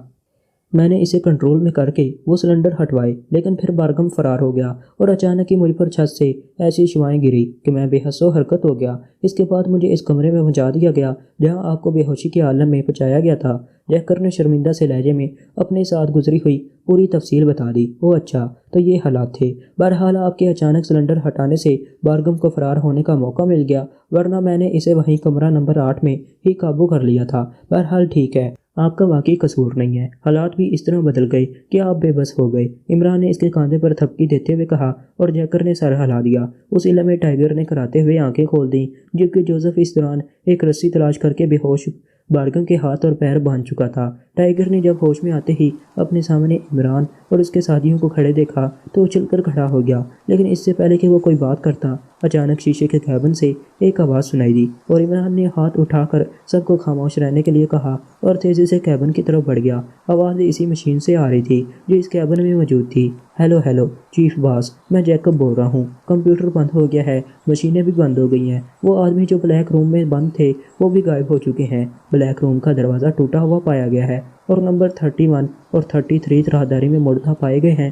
ان کی گردنیں ٹوٹی ہوئی ہیں اور ان کی مشین گنیں غائب ہیں۔ ہم نے ان آدمیوں کو پورے ریڈ پوائنٹ میں تلاش کیا ہے لیکن وہ کہیں نظر نہیں آئے۔ اب ہمارے لیے کیا حکم ہے باس؟ بولنے والے نے مکمل رپورٹ دیتے ہوئے کہا۔ جیکب، اچھا ہوا تم نے خود ہی کال کر لیا، میں ابھی تم سے رابطہ کرنے والا تھا۔ دشمن ایک خفیہ راستے سے نکل کر جا رہے تھے کہ میں نے انہیں ختم کر دیا ہے، لیکن انہوں نے مین کنٹرول روم کی بہت سی مشینری تباہ کر دی ہے، اس لیے فی الحال ریڈ پوائنٹ بند کیا جا رہا ہے۔ تم یہاں موجود سب افراد کو لے کر شہر چلے جاؤ، میں 1-2 روز میں تمہیں مزید احکامات دے دوں گا۔ عمران نے بارکم کی آواز اور اس کے مخصوص لہجے میں بات کرتے ہوئے کہا۔ آپ کا مطلب ہے باس ریڈ پوائنٹ خالی کر دیا جائے؟ جیکب نے حیرت بھرے لہجے میں کہا۔ الو کے پٹھے، جو میں نے حکم دیا ہے اس کی فوری تعمیل کرو، مطلب مت پوچھا کرو مجھ سے، فوراً تعمیل کرو۔ عمران نے بالکل بارگم کی طرح ہی چیختے ہوئے کہا اور اس نے جان بوجھ کر بارگم جیسے گھٹیا الفاظ استعمال کیے تھے تاکہ جیکب اور اس کے ساتھیوں کو پوری طرح یقین ہو جائے کہ ایسے احکامات دینے والا بارگم ہی ہے۔ یس سر، یس بوس۔ دوسری طرف سے عمران کے وقع کے عین مطابق بوکھلائی ہوئی آواز سنائی دی اور اس کے ساتھ ہی مشین خاموش ہو گئی اور عمران سر ہلاتا ہوا باہر آ گیا۔ ٹائیگر اب پوری طرح ہوش میں آ چکا تھا۔ عمران کے پوچھنے پر اس نے یہاں پہنچنے اور بارگم کے ساتھ ہونے والی لڑائی کی پوری تفصیل بتا دی۔ وہ ڈبہ کہاں ہے؟ اسے لے آؤ۔ ہم ابھی تک یہی سوچ رہے تھے کہ یہاں موجود انسانوں کو کیسے نکالا جائے، اب یہ مسئلہ خود بخود حل ہو گیا ہے، عمران نے پرنس کے لہجے میں کہا اور ٹائیگر سر ہلاتا ہوا ٹوٹے ہوئے حصے کی طرف بڑھ گیا۔ چند لمحوں بعد وہ واپس آیا تو وہی ڈبہ اس کے ہاتھوں میں تھا جو وہ برونی کمرے میں چھپا کر آیا تھا۔ اس کا جلتا بجھتا بلب اب آف ہو چکا تھا۔ عمران نے اس کے ہاتھ سے وہ ڈبہ لیا اور پھر اس کی ایک سائڈ پر موجود ذرا سے ابھار کو انگوٹھے کی مدد سے دبایا تو وہ بلب یکلخت سرخ رنگ میں جل اٹھا اور اب ڈبے میں سے ہلکی ہلکی سائیں سائیں کی آوازیں سنائی دینے لگی۔ عمران نے وہ ڈبہ شیشے کے کیبن میں موجود مشین کے سامنے رکھ دیا۔ بارگم کو اٹھاؤ اور اس خفیہ راستے سے باہر نکلو، عمران نے تمکانہ لہجے میں کہا اور جوزف نے آگے بڑھ کر بندھے ہوئے بے ہوش بارگم کو اٹھا کر کاندھے پر لادا اور پھر ٹائیگر کی پیروی میں وہ مین کنٹرول روم سے نکل کر بیرونی کمرے میں آئے۔ آگے گول اور تنگ سرنگ تھی۔ ٹائیگر لیٹ کر اس میں داخل ہونے لگا تو عمران بول اٹھا، رک جاؤ، کیا سانپ کی طرح بل میں گھسے جا رہے ہو؟ عمران نے کہا، پرنس یہاں سے ایسے ہی گزرنا ہوگا۔ ٹائیگر نے مڑ کر کہا، اس طرح گزرنا پرنس کی توہین ہے۔ عمران نے مسکراتے ہوئے کہا اور پھر وہ جیکر کی طرف مڑ گیا۔ ہم نے دیکھا ہے کہ تمہاری دوسری آستین کا بٹن محفوظ ہے، عمران نے جیکر سے کہا۔ او یس پرنس، اس کے استعمال کی نوبت ہی نہیں آئی، جیکر نے جلدی سے کہا۔ اب آ گئی ہے، اسے توڑو اور ادھر بائیں طرف کی دیوار پر مار دو، عمران نے مسکراتے ہوئے کہا اور جیکر نے جلدی سے دوسری آستین پر موجود بٹن توڑا اور اسے پوری قوت سے اس کمرے کی بائیں طرف کی دیوار پر دے مارا۔ زوردار دھماکہ ہوا اور اس دیوار کے پرکچے اڑ گئے اور دوسری طرف تاروں بھرا آسمان نظر آنے لگا۔ ایک کھلا راستہ بن گیا تھا۔ اب چلو، عمران نے سر ہلاتے ہوئے کہا اور شاہانہ انداز میں چلتا ہوا اس ٹوٹے ہوئے راستے سے دوسری طرف نکل گیا۔ وہ اونچی نیچی چٹانوں کے درمیان تھا۔ ایک چٹان کا کافی بڑا حصہ ٹوٹا ہوا تھا اور اس کے پتھر نیچے بکھرے ہوئے تھے۔ یہ وہی چٹان تھی جس کی دوسری طرف کمرہ بنا ہوا تھا اور جس پر جیکر نے وہ بٹن مارا تھا۔ چند لمحوں بعد وہ سب اس راستے سے نکل کر باہر آ گئے، پھر ان اونچی نیچی چٹانوں کو پھلانگتے ہوئے کافی دور پہنچ گئے تو عمران رک گیا۔ اب اس بارگم کو ہوش میں لے آؤ تاکہ یہ ریڈ پوائنٹ کی تباہی کا نظارہ جاگتی آنکھوں سے کر سکے، عمران نے جوزف سے کہا اور جوزف نے جلدی سے کاندھے پر لدے ہوئے بارگم کو نیچے لٹایا اور پھر اس کے چہرے پر تھپڑوں کی بارش کر دی۔ آپ اس پورے ریڈ پوائنٹ کو تباہ کر دیں گے، مارسیلا نے حیرت بھرے لہجے میں کہا۔ آپ کو شاید اس پر اعتراض ہے، عمران نے چونک کر پوچھا۔ او نو پرنس، مجھے کیا اعتراض ہو سکتا ہے؟ میں نے اب جرائم اور منشیات سے توبہ کر لی ہے۔ میں تو اس لیے کہہ رہی تھی کہ اگر اس پوائنٹ کو صاف کر کے کسی اور کام میں لایا جاتا تو، مارسیلا نے جلدی سے جواب دیا۔ نہیں مس مارسیلا، یہ ایسا اڈا ہے جو پوری انسانیت کے لیے تباہی کا موجب ہے، اس کی مکمل تباہی ضروری ہے، عمران نے سر ہلاتے ہوئے جواب دیا اور مارسیلا نے اس بات میں سر ہلا دیا۔ بارگم جوزف کے کئی زوردار تھپڑ کھانے کے بعد کراتے ہوئے ہوش میں آ گیا۔ اسے اٹھا کر چٹان کے اوپر بٹھا دو جوزف، تاکہ یہ اپنے ریڈ پوائنٹ کی تباہی کا نظارہ اچھی طرح کر سکے، عمران نے جوزف سے کہا اور جوزف نے اسے اس طرح دونوں ہاتھوں سے پکڑ کر سائڈ پر موجود قدرے اونچی چٹان پر بٹھا دیا، جیسے برگم چھوٹا سا بچہ ہو۔ ماما مت تباہ کرو پلیز پرنس، حصہ لے لو، سارا کارخانہ لے لو، مگر تباہ مت کرو۔ اس پر بہت محنت کی گئی ہے، ہم نے منشیات سے کمائی ہوئی تمام رقم اسے بنانے پر لگا دی تھی، کروڑوں روپے۔ کئی سائنسدان اسے بنانے میں ہلاک ہوئے۔ پلیز، بارگم نے بری طرح چیخنا شروع کر دیا۔ ہم سارا کارخانہ یہاں سے شفٹ کر رہے ہیں مسٹر بارگم، یہ یہاں سے اڑ کر سیدھا کسی راکٹ کی طرح پرواز کرتا ہوا ریاست ڈام میں پہنچ جائے گا، تم فکر نہ کرو، عمران نے کہا، اور ساتھ ہی اس نے جھک کر اپنے بوٹ کے تسمے کھولنے شروع کر دیے۔ مارسیلا اور جیکر حیرت سے اسے ایسا کرتے ہوئے دیکھنے لگے۔ عمران نے دونوں بوٹوں کے تسمے کھولے اور پھر اس نے دونوں تسموں کو ایک سائڈ سے ایک دوسرے سے گانٹھ دے دی۔ اب وہ ایک ہی تسمہ بن چکا تھا۔ یہ آپ کیا کر رہے ہیں پرنس؟ مارسیلا نے حیرت بھرے لہجے میں کہا، اور اندھیرے کے باوجود انہیں عمران کی حرکات صاف نظر آ رہی تھیں۔ چٹان پر بندھا بیٹھا بارگم بھی حیرت سے عمران کو تسمے باندھتے دیکھتا رہا تھا۔ یہ انسانیت کے دشمنوں کا گلا گھونٹنے والا تسمہ ہے مس مارسیلا، عمران نے مسکراتے ہوئے کہا، اور پھر تسمے کے سروں کو دونوں ہاتھ میں پکڑ کر اس نے ان کے دونوں سروں کو آپس میں ملا دیا۔ ان سروں کے ملتے ہی نارنجی رنگ کا شعلہ سا چمکا اور غائب ہو گیا۔ عمران نے ایک جھٹکے سے تسمے علیحدہ کر لیے۔ چند لمحے خاموشی رہی اور اس کے بعد تیز کڑکڑاہٹ کی آوازوں کے ساتھ ہی چٹانیں اس طرح ہلنے لگی جیسے خوفناک زلزلہ آ گیا ہو۔ بارگم چیختا ہوا منہ کے بل اونچی چٹان سے نیچے گرا۔ وہ چونکہ بندھا ہوا تھا اس لیے چٹان کی حرکت میں آتے ہی وہ اپنے آپ کو نہ سنبھال سکا، لیکن عمران کی بجلی کی تیزی سے اسے دونوں ہاتھ میں سنبھال کر سیدھا کھڑا کر دیا۔ تیز کڑکڑاہٹ اور زلزلہ جیسے آثار کے 2 سیکنڈ بعد اس قدر خوفناک دھماکہ ہوا کہ مارسیلا اور جیکر دونوں اچھل کر اپنی پشت پر موجود چٹانوں سے ٹکرائے اور نیچے گر گئے، لیکن بارگم کو چونکہ عمران نے دونوں ہاتھوں سے جکڑ رکھا تھا اس لیے وہ نیچے نہ گر سکا، اور پھٹی پھٹی آنکھوں سے سامنے آتش فشاں کے لاوے کی طرح نارنجی رنگ کے شعلوں کو آسمان کی طرف بلند ہوتے دیکھتا رہا۔ چٹانیں، پتھر، شعلے اور نہ جانے کیا کیا واقعی کسی خوفناک آتش فشاں کے اچانک پھٹنے والے لاوے کی طرح آسمان کی طرف بلند ہوتے جا رہے تھے، اور پھر کافی بلندی پر پہنچ کر وہ بارش کی طرح نیچے گرنے لگے، جبکہ آگ کے تیز شعلے مسلسل نیچے سے اوپر جا رہے تھے۔ ریڈ پوائنٹ باقی خوفناک انداز میں مکمل طور پر تباہ ہو گیا تھا۔ اوہو، سب کچھ ختم ہو گیا۔ کاش میں تم لوگوں کو سلنڈر میں بند کر کے پوچھ گچھ کے چکر میں نہ پڑتا، کاش۔ بارگم نے سر جھٹکتے ہوئے تقریباً رو دینے والے لہجے میں کہا، تم نے تو جو پوچھ گچھ کرنی تھی سو کرنی تھی۔ ابھی تو ہم نے مادام مارسیلا کے محل پہنچ کر تم سے تمہاری ریڈ فلیم اور ڈچ جانسن کی تفصیلات پوچھنی ہیں، لیکن تم فکر نہ کرو، ہم تمہیں کسی سلنڈر میں بند نہیں کریں گے، بلکہ تمہاری روح جو نہ جانے کتنے سالوں سے تمہارے اس جسم میں بند ہے، اسے صرف آہستہ آہستہ باہر نکالیں گے، اور اس کے لیے ہمیں صرف اتنا کرنا پڑے گا کہ ہم اپنے باڈی گارڈوں کو حکم دیں گے، اور ہمارے باڈی گارڈ روح باہر نکالنے میں پوری ریاست ڈمپ کے سب سے بڑے ماہر سمجھے جاتے ہیں، عمران نے انتہائی سرد لہجے میں کہا۔ اس کا لہجہ اس قدر سرد تھا کہ مارسیلا اور جیکر دونوں بے اختیار تھر تھر کانپنے لگ گئے۔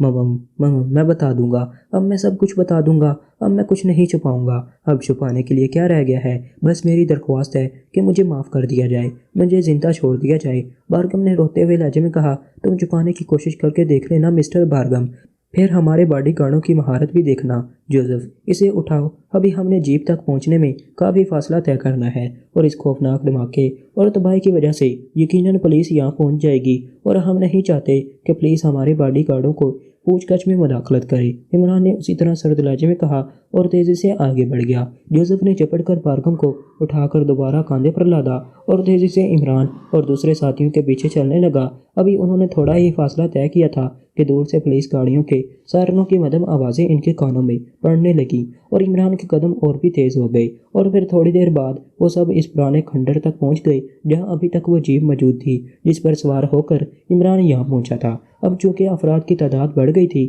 اس لیے سب زبردستی ہی جیپ میں لد گئے، اور عمران نے جیپ آگے بڑھا دی۔ مارسیلا ہون پیچھے اس کے قریب ہی بیٹھی تھی۔ مس مارسیلا، وہ ہمارے لطیفے سنانے والا پروگرام تو رہ ہی گیا، عمران نے اچانک مارسیلا سے مخاطب ہو کر کہا، اور مارسیلا پھیکی سی ہنسی ہنس کر رہ گئی۔ تو دوستو، اس کے ساتھ ہی ایکشن اور سسپینس سے بھرپور یہ ناول یہیں ختم ہوتا ہے، لیکن دوستو ٹھہریے، آپ کو یہ ناول کیسا لگا اپنی رائے سے مجھے ضرور آگاہ کریں۔ اپنا بہت سا خیال رکھیں اور مجھے اپنی دعاؤں میں ضرور یاد رکھیں۔ اللہ حافظ۔